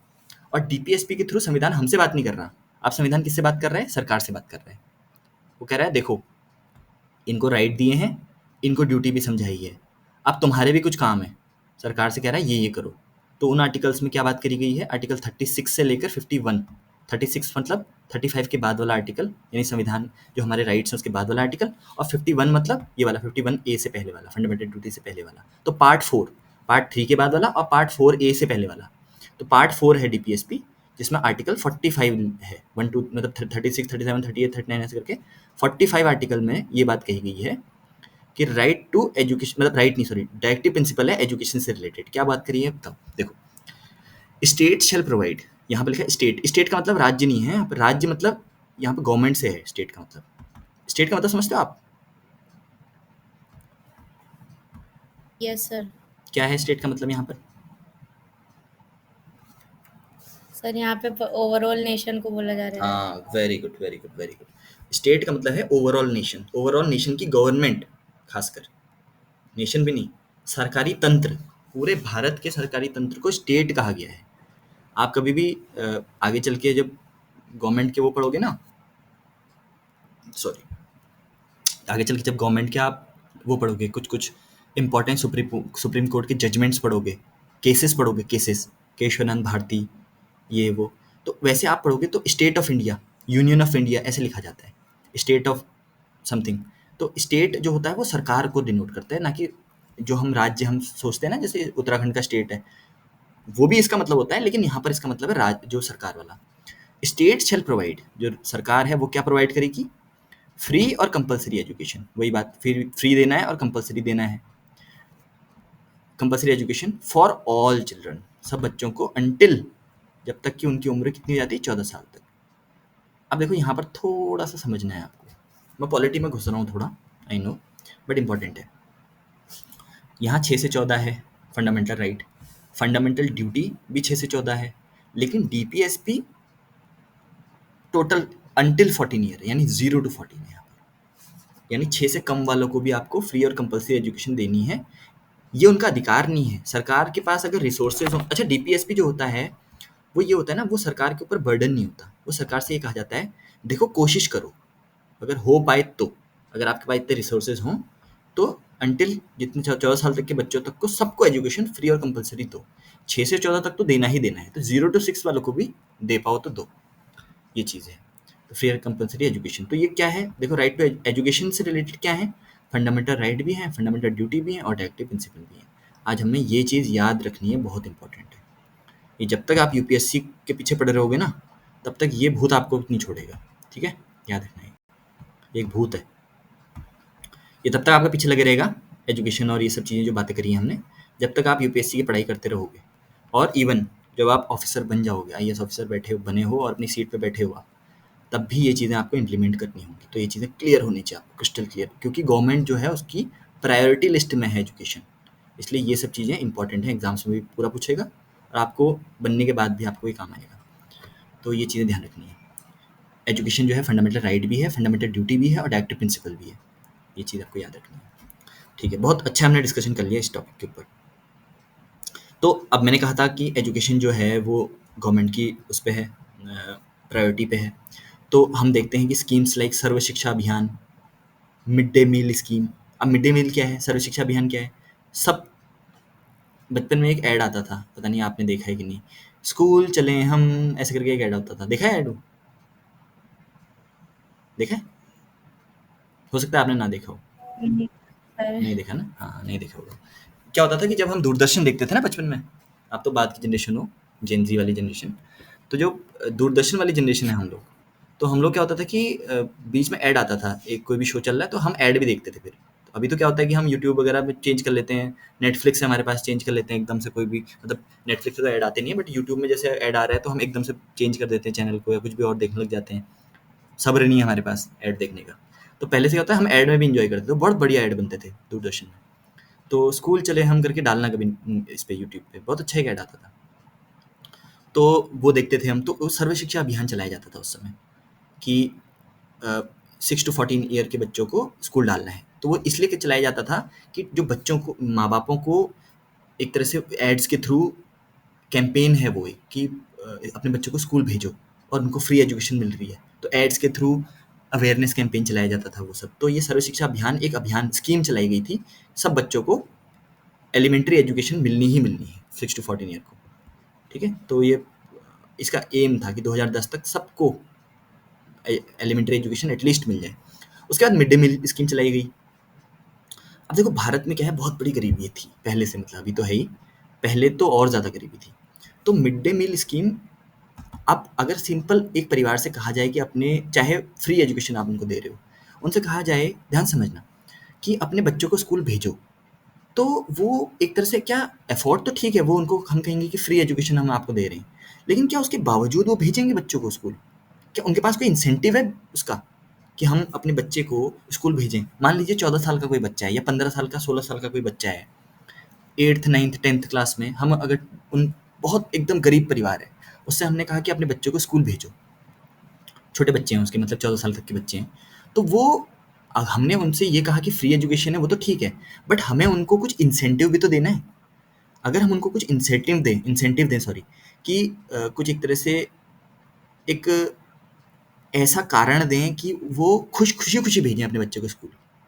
तो वो कारण अगर हम उनको दे दें, तो तब हमको ये देखने को मिलेगा कि एजुकेशन जो है वो अपने बच्चों को भेज रहे हैं और एजुकेशन लिटरेसी रेट बढ़ रहा है। तो इस चीज़ को इंसेंटिव देने के लिए, एनकरेज करने के लिए हमने मिड डे मील स्कीम चलाई थी। मिड डे मील था कि 8th क्लास तक के जो बच्चे हैं, उनको पोषक आहार मिलेगा स्कूल में। जनरली नियम तो ये था कि उनको रोज़ के रोज़ दूध भी मिलेगा, एग वगैरह भी मिलेगा, हो सकता है जो बादाम वगैरह है वो भी मिलेगा, और अच्छा एक पौष्टिक आहार, एक टाइम का खाना भी मिलेगा। बट भारत में भ्रष्टाचार है बहुत, तो इस तरीके से पूरी चीज़ें मिलती नहीं है। अगर आप उनसे, आज के बच्चों से पूछोगे आपको क्या-क्या मिलता है स्कूल में, सरकारी बच्चों से 8th क्लास से कम वालों को, तो उनको एक बेसिक मील तो मिलता है, कि मतलब वो तो मिड डे मील तो सबको मिलता है कि एक चावल और दाल कुछ बनेगी और एक सब्जी बन जाएगी, कुछ रोटी वगैरह बन जाएगी। तो इस तरह की चीज़ें होती हैं। हालाँकि उनको पूरा पौष्टिक आहार देना है, ये सरकार के नियम है मिड डे मील के उसमें। इससे क्या होगा? इससे ये होगा कि जो गरीब परिवार है वो कहेंगे यार चलो एटलीस्ट एक टाइम का खाना जो है हमारे बच्चों को सरकार खिला रही है, तो स्कूल भेज देते हैं। हमारे पास इतना बर्डन ही हमारे पास कम होगा। तो ये चीज़ इसलिए सरकार ने mid day meal scheme launch करी। इससे 2 फ़ायदे हैं। एक तो है, बच्चे जो हैं वो स्कूल जाएँगे और वो लिटरेसी रेट 6 टू 14 ईयर का बढ़ेगा। दूसरा फ़ायदा ये है, पोषक तक आहार जो बच्चों को घर पे नहीं मिल पा रहा है क्योंकि परिवार गरीब है, वो हम गवर्नमेंट दे रही है बच्चों को, जिससे कि बच्चे जो हैं, ये डेवलपिंग उम्र होती है बच्चों की, इस समय ग्रोथ होती है। इस उम्र में एक पोषक आहार बच्चों को मिलेगा तो बच्चों का शरीर ग्रो करेगा, दिमाग ग्रो करेगा, अच्छी जनरेशन पैदा होगी, अच्छी जनरेशन बनेगी आगे को। इसलिए मिड डे मील के 2 बड़े फ़ायदे हैं। ठीक है, तो ये गवर्नमेंट की जो प्रायोरिटी थी कि सर्व शिक्षा अभियान, मिड डे मील, आज भी हम देखते हैं गवर्नमेंट की कई नवोदय विद्यालय खोल रही है, और मेडिकल कॉलेजेस, ये कॉलेजेस, वो colleges, government IITs, NITs, IIMs, तो ये एजुकेशन को आगे बढ़ाने के लिए। ठीक है, तो यहाँ पर कुछ डेटा वगैरह दिया हुआ है गवर्नमेंट का। अब देखो हम डेटा पे बात करते हैं। क्या लिखा है? As stated in the budget document of United Union State Government, Reserve Bank of India, the expenditure on education as percentage of GDP has declined to 2.8. The literacy rate have increased from 18% to 85% in 2018. ठीक है, हमने अभी 84 85% कहा था, तो 2018 तो 17 का था वो, 2018 में 85% कह रहे हैं। ये कह रहा है कि देखो the expenditure on education as percentage of GDP, important line है ये लाइन, आपको बहुत जो वो काम आएगी। एक्सपेंडिचर, खर्चा, on education as a percentage of GDP. Bharat की जीडीपी मान लीजिए 100 रुपये है। जीडीपी मतलब होता है, वैसे अब इस पे जब हम नेशनल इनकम अकाउंटिंग वाला चैप्टर करेंगे आज से 1 डेढ़ साल बाद, तो उस पे हम देखेंगे कि जीडीपी चीज़ क्या होती है, मतलब जीडीपी कैसे कैलकुलेट करा जाता है, बहुत सारी कॉम्प्लेक्स चीज़ें देखेंगे। अभी आप सिंपल चीज़ समझो, पूरे भारत में जो भी चीज़ें बनाई जा रही हैं, पूरे भारत में जो भी चीज़ें डेवलप हो रही हैं, जो भी वैल्यू एडिशन हो रहा है, प्रोडक्ट डेवलप हो रहे हैं, सर्विसेज डेवलप हो रही हैं, प्राइमरी सेक्टर में जो काम हो रहा है, सब की अगर वैल्यू हम निकाल के ऐड कर दें, सारी वैल्यू को निकालें, मॉनेटरी वैल्यू, उसको प्लस ये प्लस वो करते करते करते, तो क्या आएगा, एक अमाउंट आएगा ना हमारे पास, बहुत बड़ा अमाउंट होगा, करोड़ों खरबों रुपए का अमाउंट होगा, इतने रुपए का ये, इतने का ये बना, वो बना, इतने की सर्विसेज दी, इतने का ये करा, वो करा, सबको जोड़ लिया तो एक बहुत बड़ा अमाउंट होगा, करोड़ों, 200 crore, 300 crore, 400 crore, 400 lakh crore, sorry lakh crore, trillion dollar, billion dollar ऐसे करके निकल के आएगा, वो हमारा जीडीपी कहलाएगा। और उस जीडीपी सर को सर एक बार दोबारा बताना, आवाज़ नहीं आ रही थी आपकी। अच्छा, आवाज़ कट रही थी, ओके यस सॉरी। सर। कहाँ से आपको बताना है, कहाँ तक सुना था आपने? सर जीडीपी के बारे में बता रहे थे अच्छा आप। ठीक है ठीक है। तो देखो मैं ये कह रहा हूँ कि इसमें लिखा गया है कि 2.8% जो है भारत अपनी जीडीपी का 2.8% एजुकेशन पे खर्च करता है, ठीक है, ये एक आंकड़ा दिया है। मैं समझा रहा हूँ जीडीपी के बारे में कुछ चीज़। तो जीडीपी का 2.8% भारत खर्च करता है। जीडीपी आखिर होती क्या है? देखो भारत में, ध्यान रखो, जीडीपी क्या है, कुछ नहीं है, जो भी भारत एक साल के अंदर जो भी प्रोड्यूस कर रहा है, प्राइमरी सेक्टर में, सेकेंडरी सेक्टर में हो, चाहे टर्शरी सेक्टर में हो, ये सेक्टर तो समझ में आ रहे होंगे आपको। प्राइमरी, सेकेंडरी और टर्शरी सेक्टर में जो भी प्रोड्यूस कर रहा है, सबकी मॉनेटरी वैल्यू को अगर जोड़ दिया जाए एक साल तक, तो वो बहुत बड़ा एक अमाउंट निकल गया आएगा। वो आएगा तुम्हारा करीब 4.5 ट्रिलियन डॉलर्स में, और रुपये में अगर निकालोगे तो 300-400 लाख करोड़, इतना बड़ा अमाउंट निकल के आएगा। वो क्या होगा, वो भारत की जीडीपी होगी, ठीक है। जीडीपी का मतलब ये मत समझना, कभी भी ध्यान से समझना, जीडीपी का मतलब ये नहीं होता कि गवर्नमेंट के पास कितना पैसा है, ये नहीं होता जीडीपी, वो बजट होता है। जीडीपी का मतलब होता है भारत पूरा मिलके, आप और मैं भी अगर कुछ कमा रहे हैं तो वो भी जीडीपी माना जाता है। अगर मैं मान लीजिए 1 लाख रुपए साल भर का कोई चीज़ बना रहा हूँ जो 1 लाख रुपए की वैल्यू की है, तो वो भी जीडीपी में कैलकुलेट होगा। तो जीडीपी मतलब जो पूरा भारत के लोग मिलके जो काम कर रहे हैं, उसकी मॉनेटरी वैल्यू को जीडीपी कह दो, ठीक है। तो वो जितना होगा उसका 2.8% जो है गवर्नमेंट एजुकेशन पे खर्च कर रही है, 2.8%। अगर भारत की जीडीपी 100 रुपये है, तो 2 रुपये 80 पैसे गवर्नमेंट किस पे खर्च कर रही है, एजुकेशन पे, जो कि अच्छा खासा बड़ा अमाउंट है, बहुत बड़ा अमाउंट होता है ये करोड़ों, मतलब हज़ारों करोड़ रुपया होता है, 70,000 80,000 करोड़ ऐसे, या इस टाइप से कुछ अमाउंट होगा। वो गवर्नमेंट किस पे खर्च कर रही है, एजुकेशन पे खर्च कर रही है, ठीक है। और इतना खर्च जो गवर्नमेंट कर रही है, आज़ादी के बाद से ही एक अनुपात में खर्च कर रही है, तब भाई तब जीडीपी भी कम थी तो उसका परसेंटेज भी कम था। अब जीडीपी बढ़ चुकी है तो उसका परसेंटेज भी उतना, मतलब परसेंटेज भी रिफ्लेक्ट ज़्यादा ही होगा। तो जो खर्च करी गवर्नमेंट, उससे हमें क्या देखने को मिला है कि जो लिटरेसी रेट है वो 18% से बढ़ के, 1951 में 18% था जो हमने ऊपर देखा था, से बढ़ के 85% पहुंच चुका है 2018 में, और इससे भी बढ़ चुका होगा अभी, अभी हो चुका होगा, हो सकता है 87-88%, क्योंकि हमें देखा था कि कंटिन्यूस इंप्रूवमेंट है। तो 85-86%, हमारा टारगेट क्या होना चाहिए, 100% का टारगेट होना चाहिए कि बेसिक लिटरेसी भारत में 100% हो। अच्छा, कोई स्टेट आपको पता है जिसमें लिटरेसी रेट हाईएस्ट है, बहुत हाई लिटरेसी रेट है, ऐसा कोई स्टेट है भारत में? सर केरला, वेरी गुड, बहुत बढ़िया। बिहार, यस। हाँ गुड। केरला एक ऐसा स्टेट है जिसमें 95+% ऑफ लिटरेसी रेट है, बहुत हाई लिटरेसी रेट है, मतलब ऐसा है कि ऑलमोस्ट सब लोग वहाँ बेसिक लिटरेसी मतलब reading writing habits, reading writing ability, और बेसिक जो सम वगैरह कर सकते हैं वो सब लोग कर सकते हैं वहाँ। तो वो लिटरेसी जो है वो केरला में है। तो ओवरऑल इंडिया में 85%, तो कहीं कम है कहीं ज़्यादा है, और ओवरऑल जो है वो 85% है, तो हम इम्प्रूव कर रहे हैं। बट जैसे हमने बात करी, literacy is not only a right, it is also needed in the citizen perform their duties, enjoy their right properly, however vast different notice. अब देखो, लिटरेसी एक राइट तो है ही, लेकिन लिटरेसी जब होगी तो वो अपनी ड्यूटीज भी फुलफिल कर पाएंगे, ये कहना चाह रहे हैं। क्योंकि हम कितना ही फंडामेंटल ड्यूटीज़ दे दें, अगर इलिटरेट पॉपुलेशन होगी तो कोई फॉलो नहीं करेंगे फंडामेंटल ड्यूटीज़ को। अब ये कह रहा है कि देखो, लेकिन हमें एक चीज़ देखने को मिली है, जो चीज़ हमने ऑलरेडी बात कर चुके हैं जिस चीज़ पे, वो क्या? There is a vast difference, बहुत बड़ा एक डिफरेंस देखने को मिला है मेल और फीमेल की लिटरेसी रेट में। ठीक है, नंबर वन मेल और फीमेल के बीच में, नंबर टू अर्बन एरियाज और रूरल एरियाज के बीच में। अगर हम मेल और फीमेल की लिटरेसी रेट का डिफरेंस देखें तो वो निकल के आता है कितना? 16% के करीब। हमने देखा था ऊपर 70% और 86% देखा था ना। ये देखो, ये डिफरेंस जो हमने देखा था, ये वाला डिफरेंस, यस सर। ये था ना, करीब कितना था? 70 और 80, यहाँ से 85 या 86 तक कह रहा है, या 69 और इतना, तो करीब करीब 15-16% का हमने गैप देखने को मिला था। तो एवरेज अप्रोक्सीमेटली कितना कह रहा है? 16%। 16% का गैप अभी भी लाई करता है किसमें? मेल और फीमेल की लिटरेसी रेट में। ठीक है, फीमेल, मेल का लिटरेसी रेट 16% हायर है फीमेल से, और अर्बन एरियाज में 14.2% लिटरेसी रेट हायर है किससे? रूरल एरिया से। यानी डिस्क्रिपेंसी मिलती है, यानी दोनों के बीच में डिफरेंस मिलता है, किसके बीच में? मेल और फीमेल के बीच में भी, और रूरल और अर्बन एरियाज के बीच में। मतलब ज़्यादा मेल्स जो है वो लिटरेट है ज़्यादा फीमेल से, और अर्बन एरियाज की जो पॉपुलेशन है वो ज़्यादा लिटरेट है रूरल एरियाज की पॉपुलेशन से। ये हमको डिफरेंस जो है मिलता है। तो इससे क्या हमको निकल के आया? जैसे 92% हम देखें ना अर्बन रूरल एरिया में, और हमको ये भी देखने को मिलता है कि कुछ राज्यों में पॉपुलेशन बहुत लिटरेट है, जैसे केरला, आपने नाम गिनाया, और कुछ में बहुत कम है, जैसे बिहार। ठीक, अलग अलग तरह के डिफरेंसेस लिटरेसी रेट में हमें देखने को मिले, मेल फीमेल में, रूरल अर्बन में, और कुछ लिटरेट स्टेट्स में, कुछ इलिटरेट स्टेट्स में। कुछ स्टेट ऐसे हैं जो कम पढ़े लिखे, मतलब जहाँ पॉपुलेशन है। अब देखो ये क्या है, डेवलपमेंट अगर हम बात करें तो उसमें एक टर्म होता है डेवलपमेंट और एक टर्म होता है इंक्लूसिव डेवलपमेंट। इसका मतलब समझते हो आप इंक्लूसिव डेवलपमेंट का? No sir. ओके, देखो, अगर अच्छा यहाँ पर है, अगर मैं आपसे कहूँ कि कंट्री ए और कंट्री बी, ध्यान से समझना, एक एग्जांपल के थ्रू समझते हैं, इंक्लूसिव डेवलपमेंट आपको बिल्कुल अच्छे समझ में आ जाएगा। और ये वर्ड बहुत इंपॉर्टेंट वर्ड है, मतलब ये वर्ड आपको आगे को देखते ही मिलेगा, हमेशा मिलेगा ये वर्ड।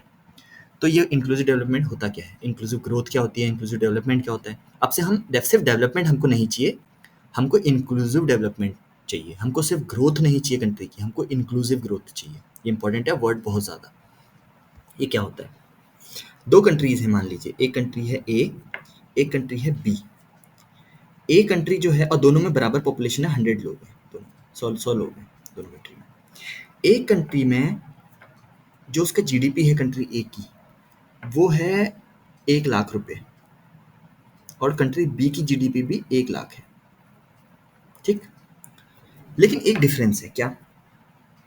अब होना क्या चाहिए, क्योंकि दो कंट्री हैं ए और बी, दोनों के 100 लोग हैं, दोनों की जीडीपी 1 लाख है, तो होना ये चाहिए कि दोनों कंट्री बराबर प्रॉस्पर होनी चाहिए, बराबर उनमें प्रॉस्पेरिटी होनी चाहिए। लेकिन समस्या क्या है, कंट्री ए में जो 100 लोग हैं उनमें से टॉप 10% जो लोग हैं, 10%, उनके पास उस 1 लाख में से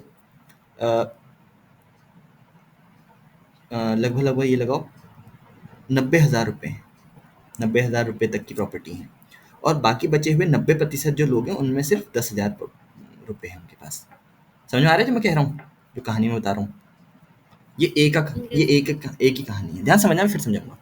और बी की कहानी क्या है, 100 लोग हैं, 1 लाख उनका जीडीपी है, 1 लाख उनकी एसेट्स हैं उनके पास, और 1 लाख में से सबके पास कितने रुपए हैं? 1,000 रुपए। क्योंकि 1,000 रुपये अगर 100 लोगों के पास होंगे तो क्या होगा, 1 लाख बन जाएगा। और यहाँ क्या है, 90,000 जो है वो डिवाइडेड है 10 लोगों के बीच में, 10% मतलब 10 लोगों के पास 90,000 रुपये हैं, और बाकी 90 लोगों के पास कितना है, 10,000 रुपये। तो कौन सी कंट्री में आपको लगता है, ए में या बी में ज़्यादा इक्वल डिस्ट्रीब्यूशन है पैसे का?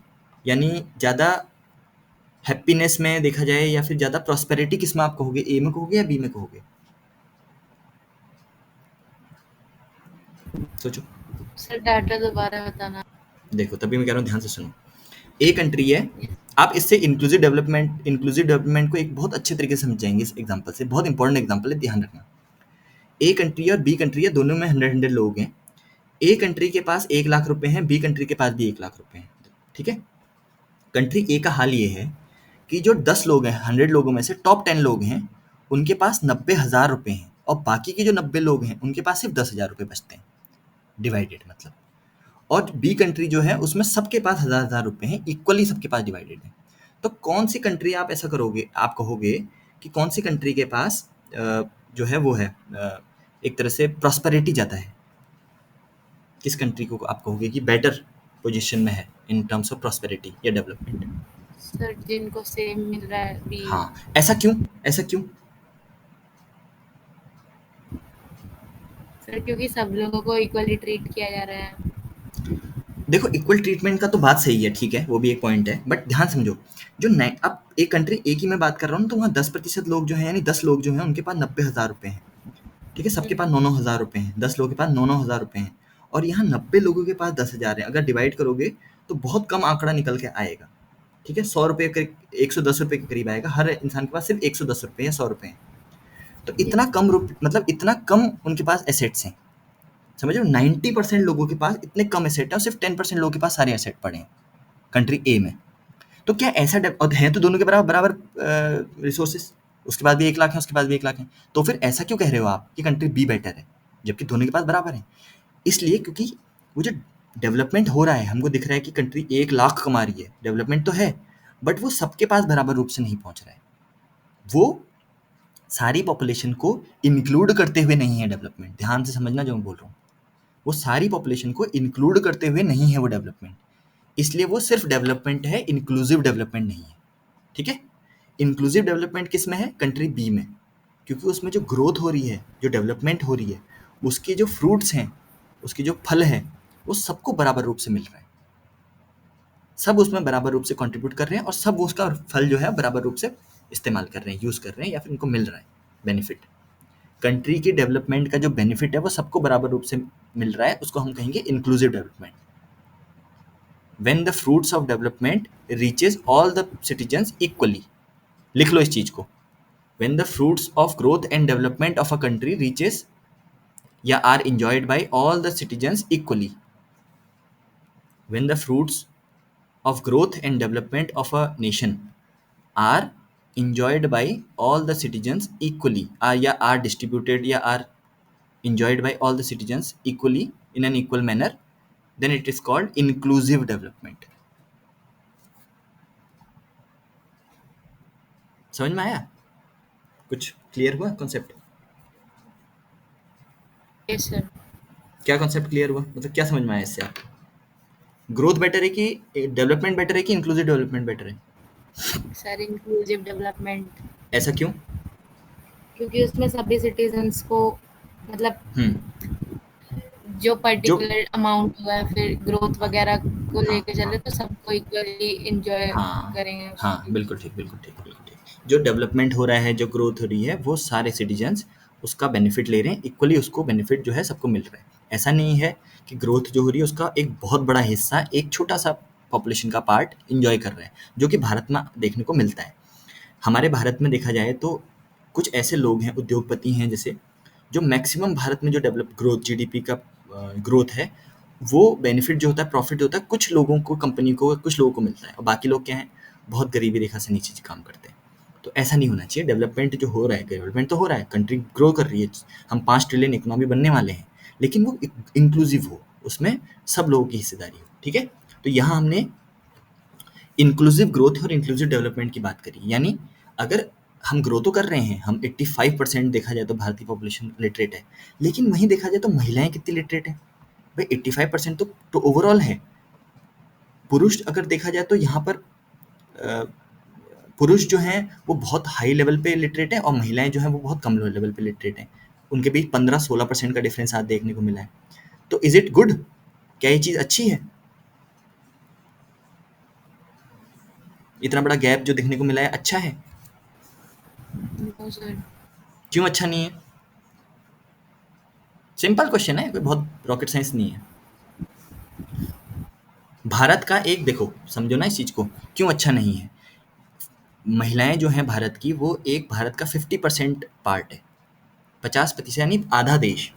आधा देश डेवलपमेंट से वंचित रह रहा है, वो जो फ्रूट्स हैं ग्रोथ के, वो आधे देश तक पहुंच ही नहीं रहे हैं। तो इसलिए अच्छा नहीं है, ठीक है? कितनी बड़ी प्रॉब्लम है, इसको छोटी प्रॉब्लम मत समझो, it is a big problem कि जो ग्रोथ है, डेवलपमेंट है, वो महिलाओं तक नहीं पहुँच रहा है। तो कैसा ग्रोथ, कैसा डेवलपमेंट? एक वर्ग अगर उसको एन्जॉय कर पा रहा है, एजुकेशन फ्री कर रखी है, लेकिन एक वर्ग पढ़ ही नहीं पा रहा है, महिलाएँ हो रही हैं, उनको भेजा ही नहीं जा रहा है स्कूल तक, इलिटरेट ही रखा जा रहा है, तो वो चीज़ ठीक नहीं है। देश के लिए आगे चल के बहुत प्रॉब्लम्स क्रिएट हो जाएँगी उससे। तो ये है, तो हमें कितने तरह की डिस्क्रिपेंसी देखने को मिली, मेल और फीमेल के बीच में, अर्बन और रूरल एरियाज़ के बीच में, और केरला और बिहार जैसे स्टेट्स के बीच में। ये देखने को मिला। फिर हमने देखा कि सर्व शिक्षा अभियान और मिड डे मील के थ्रू गवर्नमेंट जो है, वो बहुत हद तक प्रायोरिटाइज़ कर रहा है एजुकेशन सेक्टर को, ठीक है? और उसके फ्रूट्स भी हमें दिख रहे हैं, कंटिन्यूअस इम्प्रूवमेंट है। उसके बाद ग्रॉस एनरोलमेंट रेशियो, अब देखो हायर एजुकेशन की बात कर रहे हैं, थोड़ा सा हायर एजुकेशन समझते हैं, थोड़ा सा ग्रॉस एनरोलमेंट रेशियो भी समझते हैं क्या होता है। देखो हायर एजुकेशन क्या होता है, आपने 12वीं तक की पढ़ाई कर ली, सेकेंड सीनियर सेकेंडरी एजुकेशन कहते हैं उसको 12वीं को। तो आपने 12वीं तक की पढ़ाई कर ली, उसके बाद 12वीं के बाद आप क्या करोगे, उसको हायर एजुकेशन कहते हैं। जैसे अभी आप जो ले रहे हो एजुकेशन, आप बीटेक कर रहे हो, इट इज़ हायर एजुकेशन, ठीक है? अब ये क्या चीज़ है, ये किस चिड़िया का नाम है? Gross enrolment ratio. Gross enrolment ratio मतलब होता है 12वीं के बाद, 12वीं से के बाद जो बच्चे हैं, यानी 12वीं आप कब कर लेते हो, करीब 17-18 की उम्र में आप 12वीं कर लेते हो। तो 18 साल से लेकर 23 साल की उम्र जो होती है, जब कॉलेज करता है बच्चा, इस उम्र की जितनी भी पॉपुलेशन है भारत में, जितनी भी पॉपुलेशन, उसमें से कितने प्रतिशत लोग, कितने प्रतिशत बच्चे, यानी 18 से 23 तक की उम्र की जितनी भी पॉपुलेशन है, उसमें से कितने प्रतिशत बच्चे ऐसे हैं जो 12th के बाद भी अपनी पढ़ाई कंटिन्यू कर पा रहे हैं, हायर एजुकेशन ले पा रहे हैं, एजुकेशन में एनरोल कर पा रहे हैं, मतलब एडमिशन ले पा रहे हैं 12वीं के बाद किसी कॉलेज में। वो कितना है, वो है 2019-20, यानी रिसेंट आंकड़ा है, 2-3-4 साल पहले का आंकड़ा है, 27%। और अभी ये 28 पॉइंट समथिंग है, ठीक है? मैं आपको देखो एक हिंदू की मैंने इसीलिए कटिंग निकाल के रखी है, अगर चल जाए तो। ये है देखो, ये तुम्हारा न्यूज़ है, 2024 की न्यूज़ है, देखो कब पब्लिश हुई है, जून जून 2024, पिछले महीने की, अभी कुछ दिन पहले की, 3-4 दिन पहले की न्यूज़ है। क्या कह रहा है? ये कह रहा है कि ग्रॉस एनरोलमेंट रेशियो जीईआर, जिसकी हम बात कर रहे हैं अभी, यानी 18 से लेकर 23 साल के सारी पॉपुलेशन में से कितने प्रतिशत लोग ऐसे हैं जो हायर एजुकेशन में एडमिशन ले रहे हैं, वो कितना है, 28.3% पहुंचा है इन कंट्री। और हमारा गोल क्या है, इसको 2035 तक एटलीस्ट 50% बनाना है। ये बहुत इंपॉर्टेंट टर्म बोल रहा हूँ, इसको लिख लो, इस पूरी लाइन को लिख लो यहाँ से यहाँ तक। Gross enrolment ratio for higher education is only 28.3% in the country. Our goal is to improve it to 50% by 2035. ठीक है, ये बहुत इंपॉर्टेंट चीज़ है, हो सकता है मैंने इसको कॉपी किया हो, ये ट्रेंड है, ठीक है? लेट मी सी, मैं मैंने कहीं पे लिखा है तो,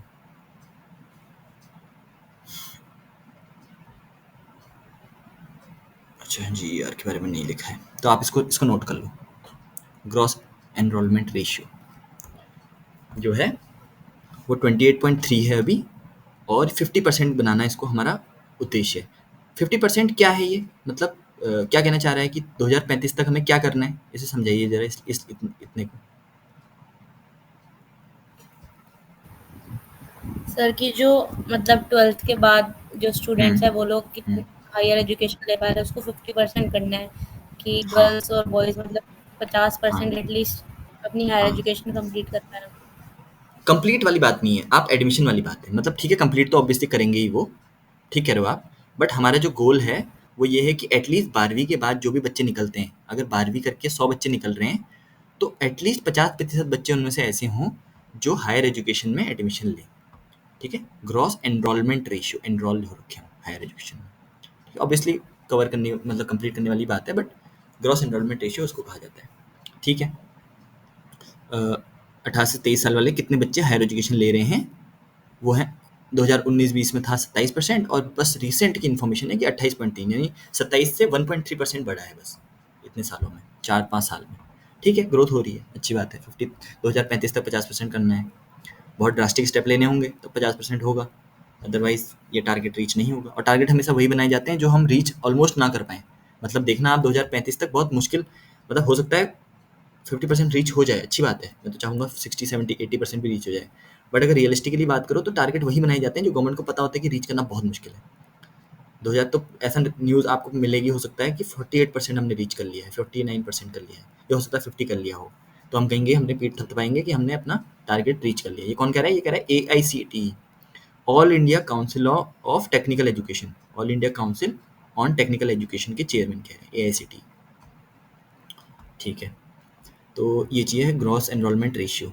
तो हमने क्या है, जो 6 से 14 साल वाले बच्चे हैं उनको तो पूरी एजुकेशन देनी है, तो 100% हमारा टारगेट है कि उसमें तो 100% बच्चों को लिटरेसी रेट तभी इंप्रूव होगा जब 14 साल तक के बच्चे पढ़े लिखे होंगे। फिर 14 से 18 साल तक के बच्चे होते हैं जो 8वीं के बाद 9वीं 10वीं 11वीं 12वीं, वो राइट नहीं है आपके पास, उसका कोई राइट नहीं है, अधिकार नहीं है कि आप 9वीं में आपको जो है वो सरकार आपको एक फ्री एजुकेशन देगी ही देगी, इसका कोई अधिकार नहीं है आपके पास। 10वीं में भी अधिकार नहीं, 11वीं हाँ गवर्नमेंट अपनी पूरी कोशिश करेगी, 9वीं 10वीं 11वीं और 12वीं। और 12वीं के बाद हमारा टारगेट है, वो भी आपके पास कोई अधिकार नहीं है, लेकिन वो टारगेट है गवर्नमेंट का कि 50% हमको एटलीस्ट करना है। ठीक है, ये चीज़ है। ये एजुकेशन की बात करी। The strategy focuses on increasing access quality adoption of state specific curriculum modification और वोकेशनलाइजेशन, ये शब्द का मतलब बताऊंगा मैं आपको, and networking on the use of information technology. मतलब हमारा क्या स्ट्रेटेजी क्या रहेगी एजुकेशन सेक्टर में, ये सब हमारी स्ट्रेटेजी है। एक्सेस हो, हर किसी बच्चे के पास एजुकेशन जो है वो मिल पाए, ऐसा ना हो कि कोई वंचित रह जाए एक्सेसिबिलिटी की वजह से। कि एक्सेसिबिलिटी मतलब मान लीजिए कोई इलाका हो और वहाँ दूर दूर तक 15 किलोमीटर 20 किलोमीटर तक कोई स्कूल ही ना हो, तो भाई पेरेंट्स क्या करेंगे फिर, क्या वो डाल पाएंगे बच्चों को स्कूल? गरीब लोग हैं, 15-20 किलोमीटर तक स्कूल ही नहीं है। तो एक्सेसिबिलिटी यानी हर जगह स्कूल अवेलेबल हो। क्वालिटी एजुकेशन, ऐसा नहीं हो कि स्कूल बनाने और क्वालिटी एजुकेशन नहीं दे पा रहे हो, मतलब कुछ भी पढ़ा रहे हो। जो बेस्ट क्वालिटी की एजुकेशन हो, बेस्ट क्वालिटी की किताबें हों, टीचर जो हैं वो क्वालिफाइड हो, तो वो चीज़ हम इंश्योर करेंगे। Adoption of state specific curriculum modification. Curriculum मतलब होता है सिलेबस। सिलेबस जो है वो ऐसा डिज़ाइन हो स्टेट स्पेसिफिक के हिसाब से, मतलब जैसे मान लीजिए तमिलनाडु है तो वहाँ के कल्चर के बारे में बच्चों को बताया जाए, वहाँ के स्टेट स्पेसिफिक होता नहीं, जैसे यूपी बोर्ड की किताबें होती हैं, उत्तराखंड बोर्ड होता है और बिहार बोर्ड होता है, सब बोर्ड होते हैं हिंदी मीडियम वाले, अलग अलग बोर्ड होते हैं। और नेशनल लेवल पे तो एक ही एजुकेशन है, एनसीईआरटी कराती है, लेकिन स्टेट लेवल की जो एजुकेशन है वो स्टेट स्पेसिफिक करिकुलम होता है उनका अपना। करिकुलम मतलब सिंपल है, ये सिलेबस और वो मॉडिफिकेशन। और वोकलाइजेशन, वोकलाइजेशन का मतलब होता है skill development. Vocalisation skill development भी कराई जाए, सिर्फ पढ़ाया ना जाए उनको, बच्चे बचपन से ही स्कूल के टाइम से ही उनके स्किल डेवलपमेंट का कराया जाए। और इन्फॉर्मेशन टेक्नोलॉजी उनको, यानी कंप्यूटर साइंस में भी वो एक्सपर्ट बने। इन्फॉर्मेशन टेक्नोलॉजी यानी कंप्यूटर साइंस में भी वो, क्योंकि ज़माना जो है आगे चल के कंप्यूटर्स में ही मॉडर्न हो रहा है, कंप्यूटराइज्ड हो रहा है हर ज़माना। तो उसमें बच्चों को हमें अभी से छोटे उम्र से ही उनको कंप्यूटर एजुकेशन देनी पड़ेगी, इन्फॉर्मेशन टेक्नोलॉजी में जोड़ना पड़ेगा। ठीक है, इसके साथ ही डिस्टेंस एजुकेशन। भाई कुछ चीज़ें ऐसी होती हैं कि आप नहीं जा सकते, आप हायर एजुकेशन मान लीजिए कहीं नहीं जा सकते, आपको मध्य प्रदेश से कुछ करना है तो आप डिस्टेंस एजुकेशन से कुछ कर लीजिए। और non formal formal distance IT educational institutions, ये सब चीज़ें जो हैं ये गवर्नमेंट फोकस करती है इन सब चीज़ों पे। डिस्टेंस एजुकेशन भी एक आजकल देखा जाए कि बहुत इंपॉर्टेंट एक फील्ड उभर के आया है। मान लीजिए आप काम कर रही हैं, आप बीटेक के बाद मान लीजिए आप जॉब कर रही हैं, और जॉब करने के बाद आपको लगता है यार मुझे कुछ सर्टिफिकेशन कोर्स करना है, आप या कुछ और आपको आगे हायर एजुकेशन करना है, लेकिन मैं जा नहीं सकती, मुझे काम करते रहना पड़ेगा। तो आजकल ऐसा भी है कि आप डिस्टेंस, आप जहाँ हैं वहीं से इंफॉर्मेशन टेक्नोलॉजी के थ्रू, जैसे आप अभी भी distance, this is also called distance education, जो अभी आप कर रही हैं। हम लोग हंड्रेड्स ऑफ किलोमीटर अपार्ट हैं, लेकिन मैं आपको पढ़ा पा रहा हूँ, it is because of distance education और इन्फॉर्मेशन टेक्नोलॉजी। इस रेवोल्यूशन की वजह से डिस्टेंस एजुकेशन अभी आप ले पा रही हैं, तो आपको बिल्कुल वही क्वालिटी की एजुकेशन मिल रही है, जबकि आप बहुत दूर बैठी हैं। तो ये सब चीज़ों पे भी गवर्नमेंट फोकस कर रही है। ये सारे जो टर्म्स हैं ये बहुत आजकल इंपॉर्टेंट है। डिस्टेंस एजुकेशन, ई लर्निंग, ये वो आईटी, इन्फॉर्मेशन टेक्नोलॉजी, वोकलाइजेशन, ये टर्म्स बहुत इंपॉर्टेंट है, आपको दिमाग में रखना है, बार बार सुनने को मिलेंगे आपको ये सब टर्म्स। इसीलिए ये एनसीईआरटीज़ में डाले जाते हैं। इनका डालने का, इनको लिखने का गवर्नमेंट का उद्देश्य यही होता है कि जो बच्चे हैं 9th क्लास वाले, वो इन शब्दों से फेमिलराइज हो जाएं, ताकि आगे आने वाले क्लासेस में उनको ये शब्द नए ना लगें, उनको ये चीज़ें पहले से क्लियर हो। ठीक है, ये सब चीज़ें इसलिए रखी जाती हैं। Over the past 60 years, there has been significant growth in number of university institutions of higher learning in specialized area. बिल्कुल सही बात है। पिछले 60 सालों में बहुत सारी, अब आपने देखा होगा अभी हाल ही में बहुत सारे आईआईटीज़ नए खुले हैं, एनआईटीज़ नए खुले हैं। हर साल हम देखते हैं 5-6 3-4 आईआईटीज़ नए खुल जाते हैं, आईआईएम्स नए खुलते हैं। तो 5 से 60 सालों में इतनी सारी बड़ी-बड़ी यूनिवर्सिटीज़ भारत में ओपन हो चुकी हैं, कॉलेजेस भारत में ओपन हो गए हैं, इंस्टीट्यूशंस, मतलब हर चीज़ भारत में अब धीरे-धीरे ओपन हो रही है। भारत एजुकेशन के फील्ड में बहुत एक्सेल कर रहा है। एजुकेशन वाले सेक्टर को हमने बहुत अच्छे से, अब देखो एजुकेशन हमने कहा था ना, ये एक इन्वेस्टमेंट है जो एसेट बनाता है, लायबिलिटी को एसेट में कन्वर्ट कर देता है। तो इसमें जो भी हमने बातें करी, हमने बहुत डिटेल डिस्कशन करा, राइट्स, ड्यूटीज़, डायरेक्टिव प्रिंसिपल्स के बारे में बात करी, गवर्नमेंट का प्रायोरिटी क्या है, कैसे लिटरेसी रेट काम कर रहा है, वगैरह वगैरह वगैरह, ये सब हमने बात करी। एजुकेशन वाले सेक्टर में कोई भी किसी भी तरह का डाउट है आपको अभी तक? नहीं तो आगे बढ़ सकते हैं। No sir. नहीं है ना? ठीक है, तो ये सब चीज़ें देख लेना आप एक बार, जो ये डेटा है, थोड़ा बहुत डेटा पे ध्यान देना, या आर्टिकल्स वगैरह देख लेना, ठीक है? आपको याद नहीं रहेंगे, मुझे पता है अभी आपको ये चीज़ें याद नहीं रहेंगी। आप याद करोगे भी तो 1 हफ्ते बाद या 2-4 दिन बाद आप सब भूल जाओगे, कोई दिक्कत नहीं है, डज़न्ट मैटर। आपको एटलीस्ट ये होना चाहिए, एक ब्रॉड अंडरस्टैंडिंग होनी चाहिए। क्या अंडरस्टैंडिंग होनी चाहिए? जैसे क्या होता है ना, अंडरस्टैंडिंग बोलते किसे हैं? जब मैं आपको राइट टू एजुकेशन पढ़ा रहा हूँ या एजुकेशन के बारे में पढ़ा रहा हूँ और मैंने कहा कि संविधान में आर्टिकल्स हैं वगैरह हैं, राइट्स दिए हैं, तो आपको दिमाग में क्या रहना चाहिए? अगर आपको ये चीज़ें भूल भी जाओ, 86th अमेंडमेंट ये वो, इसके लिए आपके पास एम्पल टाइम है, बाद में याद हो जाएगा। याद ये रखना है कि एक फंडामेंटल राइट भी है एजुकेशन, ये नहीं भूलना है। एक फंडामेंटल ड्यूटी भी है एजुकेशन, ये नहीं भूलना है। 6 से 14, 6 से 14, और एक डीपीएसपी भी है। आर्टिकल आर्टिकल ना भी रहे याद, कोई दिक्कत नहीं है। डायरेक्टिव प्रिंसिपल्स भी है, जो स्टेट को कहता है संविधान कि आपको 14 साल तक टोटल एजुकेशन देनी है, अगर हो पाए तो। आप में अगर इतने रिसोर्सेज हों तो आपको देनी है। तो ये चीज़ें आपको, ये ब्रॉड अंडरस्टैंडिंग आपको होनी चाहिए, ठीक है? ये कहानी से आप में ये सब सीख मिली। इस कहानी से ये सीख मिली कि लिटरेसी रेट जो है मेल फीमेल के क्या है, वगैरह वगैरह, और क्या नाम कहते हैं, ये सब चीज़ें आपको जो है ये याद रखनी है। और मैं तो कह रहा हूँ इसको भी हटाओ। मैं आपको ये बोलता हूँ कि आप एक काम करो, आपका, हाँ, आपको मैं एक होमवर्क भी दूंगा आज। बहुत बढ़िया, आपको एजुकेशन से रिलेटेड एक होमवर्क मिलेगा आज। एजुकेशन, और अगर हेल्थ हो पाए तो आज हेल्थ से रिलेटेड भी देखते हैं, चलो, ठीक है? बहुत इंपॉर्टेंट चीज़ है। हेल्थ पे आते हैं इसके बाद, ठीक है? चलो, एजुकेशन हमारा बहुत अच्छे से हमने डिटेल में डिस्कशन कर लिया, देखते हैं हेल्थ कितना हो पाता है। अब एजुकेशन की हमने बात करी थी कि एजुकेशन जो होता है वो एक लायबिलिटी को एसेट बनाने में मदद करता है। लेकिन अगर हम ये देखें, जैसे एग्जांपल पहले ही इन्होंने सबसे पहली लाइन में ही एग्जांपल दिया है कि अगर, क्या आपको लगता है कि एक ऐसी फर्म, फर्म मतलब होता है कोई भी ऑर्गेनाइजेशन, यानी कोई भी कंपनी लगा लो, क्या कोई कंपनी, इसके पास 2 लोग हैं, मान लीजिए उसको सेलेक्ट करने हैं, एक है हेल्दी लोग, एक हैं बीमार लोग, तो क्यों कंपनी, आपको क्या लगता है किसको जल्दी प्रेफ़रेंस देगी? हेल्दी लोगों को देगी या फिर बीमार लोगों को जॉब देगी? प्रैक्टिकल है एकदम, ऐसा नहीं है कि कोई मैं थ्योरेटिकल चीज़ बता रहा हूँ।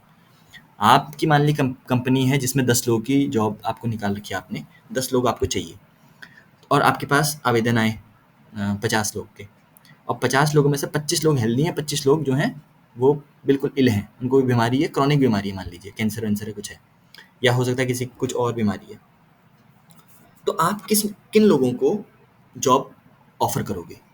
बहुत सोचने की बात भी नहीं है, आप, ऑब्वियस सी बात है, आपको अपना मैक्सिमाइज़ करना है प्रॉफ़िट मैक्सिमाइज़ेशन करना है आपको, आप एंटरप्रेन्योर हो, तो आप किन लोगों को दोगे? जिनकी हेल्थ अच्छी है, जो आपको, क्योंकि जो हेल्दी लोग होंगे वो ज़्यादा आपको प्रॉफ़िट दे सकते हैं, ज़्यादा आउटपुट दे सकते हैं, इसलिए आप हेल्दी लोगों को ही रखोगे अपने उसमें। तो हेल्थ एक बहुत अच्छा डिटर्मिनेंट है या इंडिकेटर है पॉपुलेशन की क्वालिटी का, जो हम बात कर रहे हैं अभी। Education number 1, number 2 health. Health भी एक बहुत इंपॉर्टेंट इंडिकेटर है कि एक पॉपुलेशन कितनी, उसकी क्वालिटी क्या है।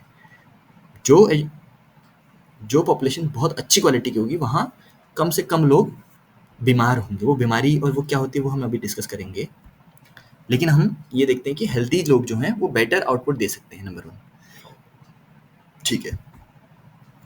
इसलिए improvement in the health status of population has been the priority of a country. हमने पहले देखा था एजुकेशन वाज द प्रायोरिटी, अब हम देख रहे हैं हेल्थ भी एक प्रायोरिटी है, ठीक है? बहुत इंपॉर्टेंट टॉपिक चल रहा है, ठीक है? हेल्थ जो है वो एक प्रायोरिटी है गवर्नमेंट की। आपने आयुष्मान भारत योजना करके सुना होगा, हो सकता है आपका आयुष्मान कार्ड भी बना हो। आपका आयुष्मान कार्ड बना है? No sir. अच्छा, एक आयुष्मान कार्ड करके एक कार्ड होता है, आपको पता तो होगा आयुष्मान कार्ड, हो सकता है फैमिली का किसी का बना हो। आयुष्मान कार्ड होता है, ठीक है? उससे क्या होता है, 5 लाख तक का हेल्थ का इंश्योरेंस गवर्नमेंट ने सबको दिया है कि हर जो भी भारत के लोग हैं सबको मतलब एटलीस्ट सारे परिवारों को अ, वो मिले, क्या हेल्थ इंश्योरेंस मिले 5 लाख तक का। अगर उनको कुछ भी किसी भी तरह की बीमारी है तो उनको हेल्थ कवर हो उनका, तो वो आयुष्मान कार्ड होता है, उसको आयुष्मान कार्ड कहते हैं। तो गवर्नमेंट की नज़र में हेल्थ एक प्रायोरिटी सेक्टर है, इसीलिए करोड़ों अरबों रुपया खर्च कर रही है गवर्नमेंट। हॉस्पिटल्स खोलती है, मेडिकल एजुकेशन में खर्च करती है पैसा, और एज ए नेशनल पॉलिसी के रूप में भारत की जो पॉलिसी होती है ना, आप देखोगे health policies, education policy, health policy, government time to time policy release करती है। जैसे आपने नेशनल एजुकेशन पॉलिसी का नाम सुना है, आजकल बहुत न्यूज़ में है, सुना है? Yes sir. एनईपी। हाँ, एनईपी ईयर बता सकते हो आप? एनईपी कब लागू हुआ था या कब बना था? नेशनल एजुकेशन पॉलिसी जो अभी जिसकी बात चलती है, वो उसका ईयर क्या है? नहीं पता, कोई दिक्कत नहीं है। सर पता नहीं। नहीं पता ना, कोई दिक्कत नहीं। 2020 2020 नेशनल एजुकेशन पॉलिसी 2020 जो है वो लेटेस्ट एजुकेशन पॉलिसी है, सबसे लेटेस्ट पॉलिसी जो है अभी एजुकेशन की, वो 2020 में गवर्नमेंट ने नेशनल एजुकेशन पॉलिसी, उसमें ये कहा गया है कि एजुकेशन सेक्टर में क्या-क्या बदलाव किए जाएँगे, हम क्या-क्या बदलाव करेंगे अगले आने वाले 20, 30, 40 सालों के लिए, वो बड़े बदलाव जो हैं वो उस पॉलिसी में लिखे गए हैं। ऐसे ही भारत की एक हेल्थ पॉलिसी भी होती है। उसमें हम ये कहते हैं कि हम कैंसर के पेशेंट्स को इतना कम करेंगे, हम टीबी के मरीजों को इतना कम करने की कोशिश करेंगे, हम अब ये आईएमआर, एमएमआर की बात करेंगे हम, इसमें हम ये हमारे टारगेट्स हैं अचीव करना वगैरह, वगैरह। ये हमारे उसमें एक तरह से हमारे टारगेट्स होते हैं, उस हेल्थ पॉलिसी में हम लोग रखते हैं, ठीक है? तो health, family welfare, nutritional services, इन चीज़ों पे फ़ोकस किया जा रहा है, ख़ासकर अंडर प्रिविलेज्ड। क्योंकि भाई जो अमीर लोग होंगे वो तो अपनी हेल्थ को फिर भी देख सकते हैं। जो गरीब हैं, अगर उनको उन पे फ़ोकस न किया जाए उनकी हेल्थ पे, तो भारी संकट आ जाएगा। मतलब देखा जाए तो वो कहाँ जाएँगे? अगर गवर्नमेंट हॉस्पिटल्स ना हो और फ्री में इलाज ना हो, तो एक गरीब इंसान इलाज कहाँ करेगा अपना? अमीर लोग तो करा सकते हैं, उनके पास प्राइवेट हॉस्पिटल्स हैं। क्या गरीब इंसान जो है वो प्राइवेट हॉस्पिटल में जा सकता है? नहीं जा सकता। तो उनके लिए क्या है, हेल्थ सर्विसेज फ्री होनी चाहिए, गवर्नमेंट हॉस्पिटल्स में होनी चाहिए, जिस पे गवर्नमेंट खर्च कर रही है। हालाँकि उसमें बड़ी प्रॉब्लम्स हैं, ये हैं, वो चीज़ें हम कह सकते हैं, लेकिन एटलीस्ट गवर्नमेंट जो है वो पब्लिक सेक्टर के लेवल पे, पब्लिक सेक्टर मतलब गवर्नमेंट लेवल पे हेल्थ में इन्वेस्ट कर रही है, हेल्थ उसकी एक प्रायोरिटी है। India has built a vast health infrastructure. Infrastructure मतलब होता है जो मतलब हेल्थ को प्रोवाइड करने के लिए जो फिजिकल इंफ्रास्ट्रक्चर जो बनाया है गवर्नमेंट ने, हॉस्पिटल्स हैं, मेडिकल कॉलेजेस हैं, इक्विपमेंट्स हैं, वगैरह वगैरह।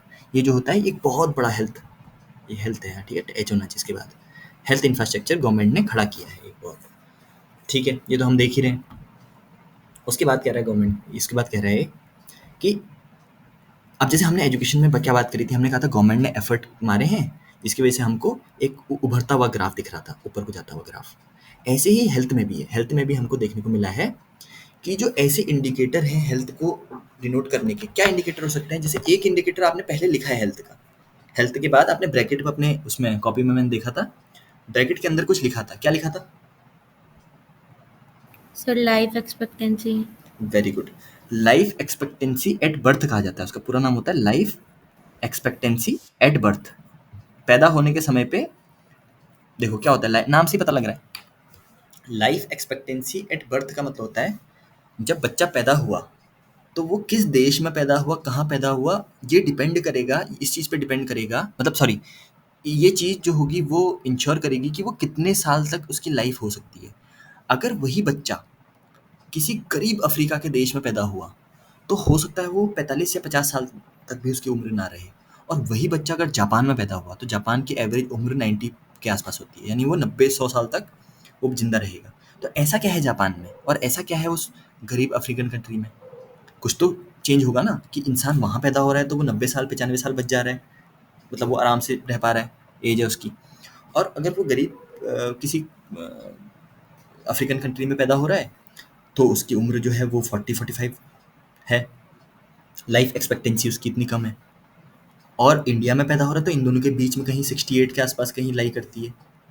तो ये क्या है? तो ये चीज़ हम जो है इसे लाइफ एक्सपेक्टेंसी कहेंगे। ये किस चीज़ पे डिपेंड करती है? वहाँ की हेल्थ कंडीशंस पे, वहाँ के हेल्थ सेक्टर पे। हेल्थ सेक्टर एक अच्छा वर्ड है। हेल्थ सेक्टर पे गवर्नमेंट कितना ध्यान दे रही है लोगों की हेल्थ को इम्प्रूव करने के लिए, उस पे डिपेंड करता है कि वहाँ की लाइफ एक्सपेक्टेंसी एट बर्थ क्या है। अगर हम भारत की बात करें तो यहाँ एक आंकड़ा दिया हुआ है जो कि आपको लिख लेना है और याद भी रखना है। ब्रॉड अंडरस्टैंडिंग चाहिए हमको, हर चीज़ को रटना कुछ नहीं है। ब्रॉड अंडरस्टैंडिंग चाहिए कि भारत में लाइफ एक्सपेक्टेंसी क्या है, 67.2 ईयर्स है, यानी 68 साल के करीब या 67 साल के करीब भारत में हर एवरेज इंसान इतना जीता है। कुछ लोग 80 भी जीते हैं, कुछ लोग 50 में मरते हैं, लेकिन एवरेज क्या है, 67.2 ईयर तक इंसान जी जाएगा। भारत में पैदा होगा तो इतना तो उसकी ज़िंदगी होगी कि 67.2 साल तक वो रह जाएगा। ये धीरे धीरे बढ़ रही है, इंक्रीज हो रही है, जो इंक्रीज लिखा है ना 67.2 है, अगले 2-3 साल में हो सकता है 868 हो जाए, फिर 69 हो जाए, वगैरह वगैरह, ऐसे बढ़ती रहेगी। 2030 तक हो सकता है 70 हो जाए। ऐसा क्यों हो रहा है, क्यों बढ़ रही है? इसका कारण क्यों क्या है, क्यों बढ़ने का कारण ये है कि हम हेल्थ सेक्टर पे ध्यान दे रहे हैं। अब जो बीमारियाँ पहले, जिन बीमारियों की वजह से डेथ होती थी, जैसे ट्यूबरकुलोसिस, ट्यूबरकुलोसिस की वजह से 1960, 70, 80 में बहुत मौतें हुई हैं, हज़ारों लाखों लोग मर जाते थे। वो चीज़ें, वो बीमारी पे हमने कंट्रोल पा लिया है। आज सिंपल सिंपल कुछ दवाइयाँ होती है, रिएम्पेफिन या फिर आयोनाइज़िड, इस तरह की दवाइयों से हम टीबी जैसी बीमारी को 500-400 रुपए में कोई व्यक्ति टीबी से बच सकता है, फ्री में उसका इलाज हो जाएगा। तो जो बीमारी से लाखों लोग मरते थे, वो बीमारियाँ आज जो है हमने हेल्थ सेक्टर में कवर कर ली हैं। इसलिए हमारा, और हमने नए डॉक्टर्स, हम बड़े बड़े मेडिकल कॉलेजेस खोल रहे हैं, अच्छी एजुकेशन दे रहे हैं, वगैरह वगैरह, अच्छे कॉलेज, अच्छे गवर्नमेंट हॉस्पिटल्स खोल रहे हैं। इस वजह से क्या कर रहे हैं, हम हेल्थ सेक्टर में हमने आज अच्छा काम किया, जिस वजह से लाइफ एक्सपेक्टेंसी लोगों की इंक्रीज होती हुई दिख रही है। ठीक है, एक इंडिकेटर हमने लिखा था, आपने ब्रैकेट में लिखा था लाइफ एक्सपेक्टेंसी एट बर्थ। ऐसे ही कई और इंडिकेटर्स होते हैं जो हेल्थ को दर्शाते हैं कि किसी देश की हेल्थ कैसी है। एक उसमें से इंडिकेटर होता है IMR, इसको बोलते हैं infant mortality rate. Important indicator है बहुत, आपको पता होना चाहिए क्या होता है। ठीक है, IMR, इस टॉपिक के बाद हम आज क्लास को एंड करेंगे, लेकिन इस चीज़ को समझ लो। IMR, MMR, IMR क्या होता है? IMR होता है infant mortality rate. Infant mortality rate क्या होता है, देखो, इन्फेंट कौन होता है? इन्फेंट एक ऐसा बच्चा होता है जो गवर्नमेंट की नज़र में 1 साल से छोटा है, 1 ईयर या उससे छोटा, 0 to 1 ईयर, यानी पैदा हुआ है, आज पैदा हो गया तो अगले साल आज के दिन तक वो इन्फेंट माना जाएगा। नवजात कहते हैं जिसे, नवजात। नवजात बच्चा तो होता है 1 साल तक, नया नया पैदा हुआ है। इन्फेंट मोर्टेलिटी, मोर्टेलिटी का मतलब होता है मृत्यु, और रेट मतलब होता है दर। इन्फेंट मोर्टेलिटी मतलब नवजात शिशु का कितनी मृत्यु दर है, मतलब जो भी बच्चे पैदा हो रहे हैं पिछले 1 साल में, 1 साल में जो बच्चे पैदा हो रहे हैं, प्रति हज़ार, ध्यान समझना, ये चीज़ कंसेप्ट आपको क्लियर करना है। हर 1000 बर्थ पे, मतलब लाखों करोड़ों लोग पैदा हुए होंगे 1 साल में पिछले बच्चे, उसमें एवरेज, ऑन एन एवरेज 1000 बच्चों पे कितने बच्चों की डेथ हो जाती है? अगर मैं कहूँ हर 1000 बच्चों में कितने बच्चे मर रहे हैं इन्फेंट की एज में, तो वो क्या कहलाता है? वो कहलाता है infant mortality rate. Infant mortality rate इस समय लगभग 28 के आसपास है। ठीक है, लगभग 28 के आसपास है IMR। मतलब 1000 बच्चे अगर पैदा हो रहे हैं तो 1 साल की उम्र का होने तक 28 लोग उनमें से मर चुके होते हैं। 1000 बच्चे अगर पैदा हो रहे हैं तो 1 साल की उम्र का होने तक 28 बच्चे उनमें से उनकी मृत्यु हो चुकी होती है, IMR कहा जाता है। अच्छा बताओ, IMR बड़ा नंबर होना अच्छी बात है या छोटा होना अच्छी बात है? मतलब IMR की वैल्यू ज़्यादा होनी चाहिए, कम होनी चाहिए? सर कम होनी क्यों? चाहिए। कम क्यों नहीं चाहिए? सर फिर लाइफ एक्सपेक्टेंसी भी कम, मतलब नहीं, लाइफ आई एक्सपेक्टेंसी एम। मत जोड़ो उसको। IMR की वैल्यू कम होनी चाहिए, ठीक कहा आपने, कम होनी चाहिए। IMR का मतलब क्या है? IMR मतलब है 1000 में से 28 बच्चे मर जा रहे हैं 1 साल के अंदर, तो 28 से अगर 27 हो जाएंगे तो 27 मरेंगे, 26 हो जाएगी तो 26 मरेंगे। मैं कह रहा हूँ 5 हो जाएगी अगर, मान लीजिए, तो सिर्फ 1000 में सिर्फ 5 ही बच्चों की डेथ हो रही है। अगर 0 हो गया तो कोई भी डेथ नहीं हो रही, यानी कम होना चाहिए। हमारा टारगेट क्या होना चाहिए? कम से कम हो ये नंबर। डेवलप्ड कंट्रीज़ में ये नंबर बहुत कम होता है, 10 के आसपास होता है। हमारी कंट्री में अभी भी 28 के आसपास। और ध्यान से देखो, 1951 में ये नंबर कितना था, ध्यान से देखो, 147। कितना भयानक नंबर है, देखो 1951 में जब हम आज़ाद हुए, हर 1000, और ये तो रिपोर्टेड नंबर है, ऐसा हो सकता है कि इससे ज़्यादा हो। अगर मैं इसको ये कह दूँ कि ये ज़्यादा होगा और 200 के आसपास होगा मान लीजिए, क्योंकि उस समय तो रिपोर्टिंग भी बहुत कम होती थी, इंस्टीट्यूशनल डिलीवरीज भी नहीं हो पाती थी। तो 1951 में मान लीजिए 200 में अगर इसको मानता तो हर 1000 में से 200 मतलब हर 10 में से 2 लोग, हर 10 बच्चे पैदा हो रहे हैं तो 2 बच्चे मर रहे हैं। कितना भयानक नंबर है। और ये आज घट के कितना हो गया, सिर्फ 1000 बच्चे पैदा हो रहे हैं तो सिर्फ 28 लोग की डेथ हो रही है। हालाँकि ये भी बड़ा है इंडिया के लिए, इसे भी हमें बहुत कम करना है, ठीक है। उसके बाद ये कह रहा है कि crude birth rate have drop to 20, ठीक है, एंड डेथ रेट टू 6, कि मतलब एक साल में 1000 लोगों में, birth rate is the number of babies born every 1000 people, 1000 लोगों में कितने बच्चे पैदा हो रहे हैं एक साल में, हर 1000 पे, हर 1000 पे 20 बच्चे पैदा हो रहे हैं। और डेथ कितनी हो रही है, वही 1000 पे ही निकालना है, ये भी 1000 पे डेथ रेट 6 है। यानी देखो पैदा ज़्यादा हो रहे हैं मर कम रहे हैं, यानी जनसंख्या बढ़ेगी। अगर पैदा ज़्यादा होते रहेंगे और मरेंगे कम, तो जनसंख्या जो है वो इंक्रीज़ करती रहेगी। हालाँकि मैं ये नहीं कह रहा हूँ कि मरने भी ज़्यादा चाहिए जिससे जनसंख्या कंट्रोल हो। जनसंख्या कंट्रोल इससे नहीं होनी चाहिए, जनसंख्या कंट्रोल होनी चाहिए इंडिविजुअल डिसीजन मेकिंग से। पेरेंट्स जो हैं, पति-पत्नी, उनकी इंडिविजुअल डिसीजन मेकिंग के थ्रू परिवार जो है उनका फैमिली प्लान्ड रहे, जिसकी वजह से बच्चे कम हों, और फैमिली प्लान्ड रहे जिसकी वजह से जनसंख्या कम हो। ये ना हो कि ये जो कम लोग मर रहे हैं तो हम इसको बढ़ा दें कि ज़्यादा लोग मरें, ये चीज़ गलत होगी। ये चीज़ कंट्रोल होनी चाहिए। ये चीज़ हम बाद में बात करेंगे इस पे, कि फैमिली प्लानिंग और इस तरीके से कैसे फर्टिलिटी रेट्स जो हैं वो कम होते हैं और कैसे वो चीज़ अच्छी है, बुरी है, जो भी है, वो चीज़ें हम बाद में बात करेंगे। तो हमने क्या अभी समझा, इन्फेंट मोर्टेलिटी रेट। एक टर्म जो इसमें नहीं है, मुझे नहीं मिला देखने को, वो है मैटरनल मोर्टेलिटी रेट। जैसे आईएमआर होता है ना, ऐसे एक एमएमआर होता है। ये 2 इंपॉर्टेंट टर्म है, बहुत इंपॉर्टेंट टर्म है, आईएमआर और एमएमआर। अभी एक और होता है जिसको बोलते हैं अंडर 5 मोर्टेलिटी रेट, U5MR।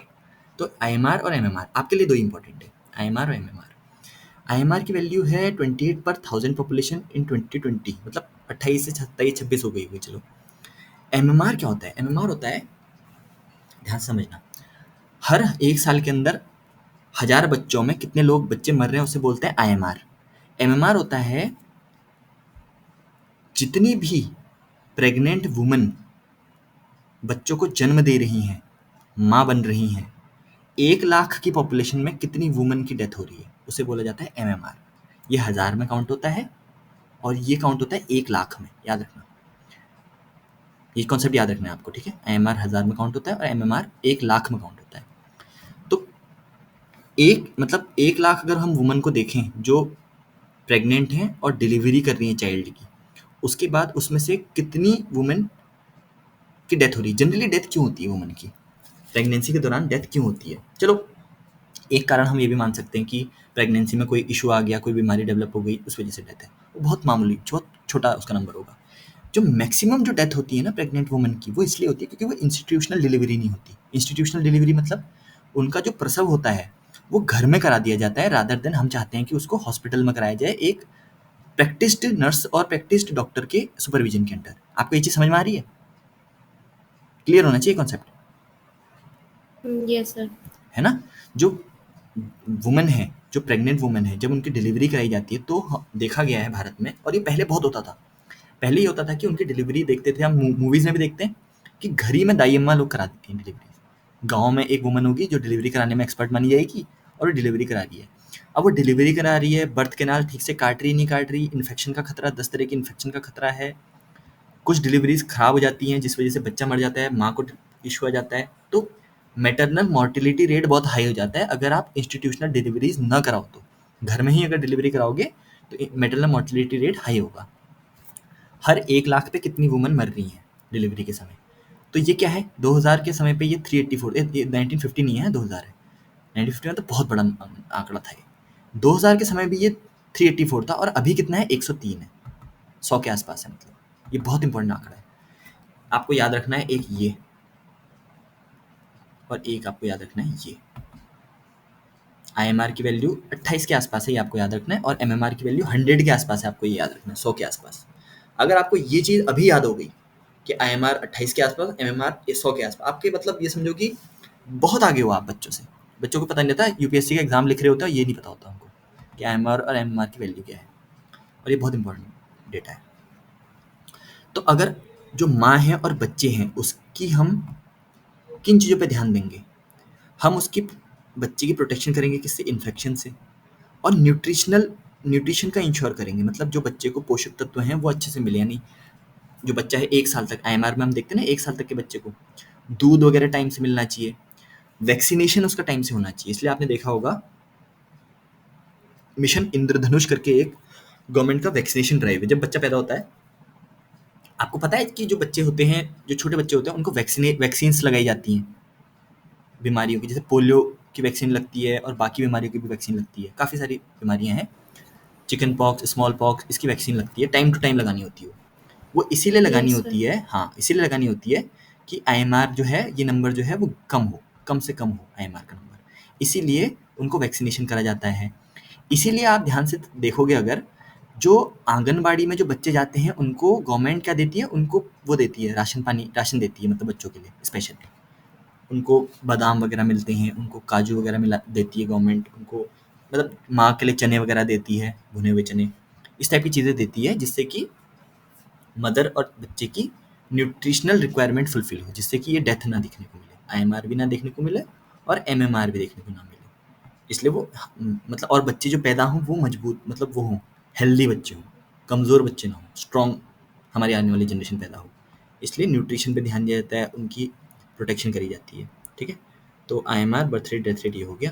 अब देखो कल इससे आगे को फिर कल डिस्कस करेंगे, यहाँ से मेडिकल कॉलेज वगैरह ये सब अनएम्प्लॉयमेंट वाले टॉपिक से स्टार्ट करेंगे।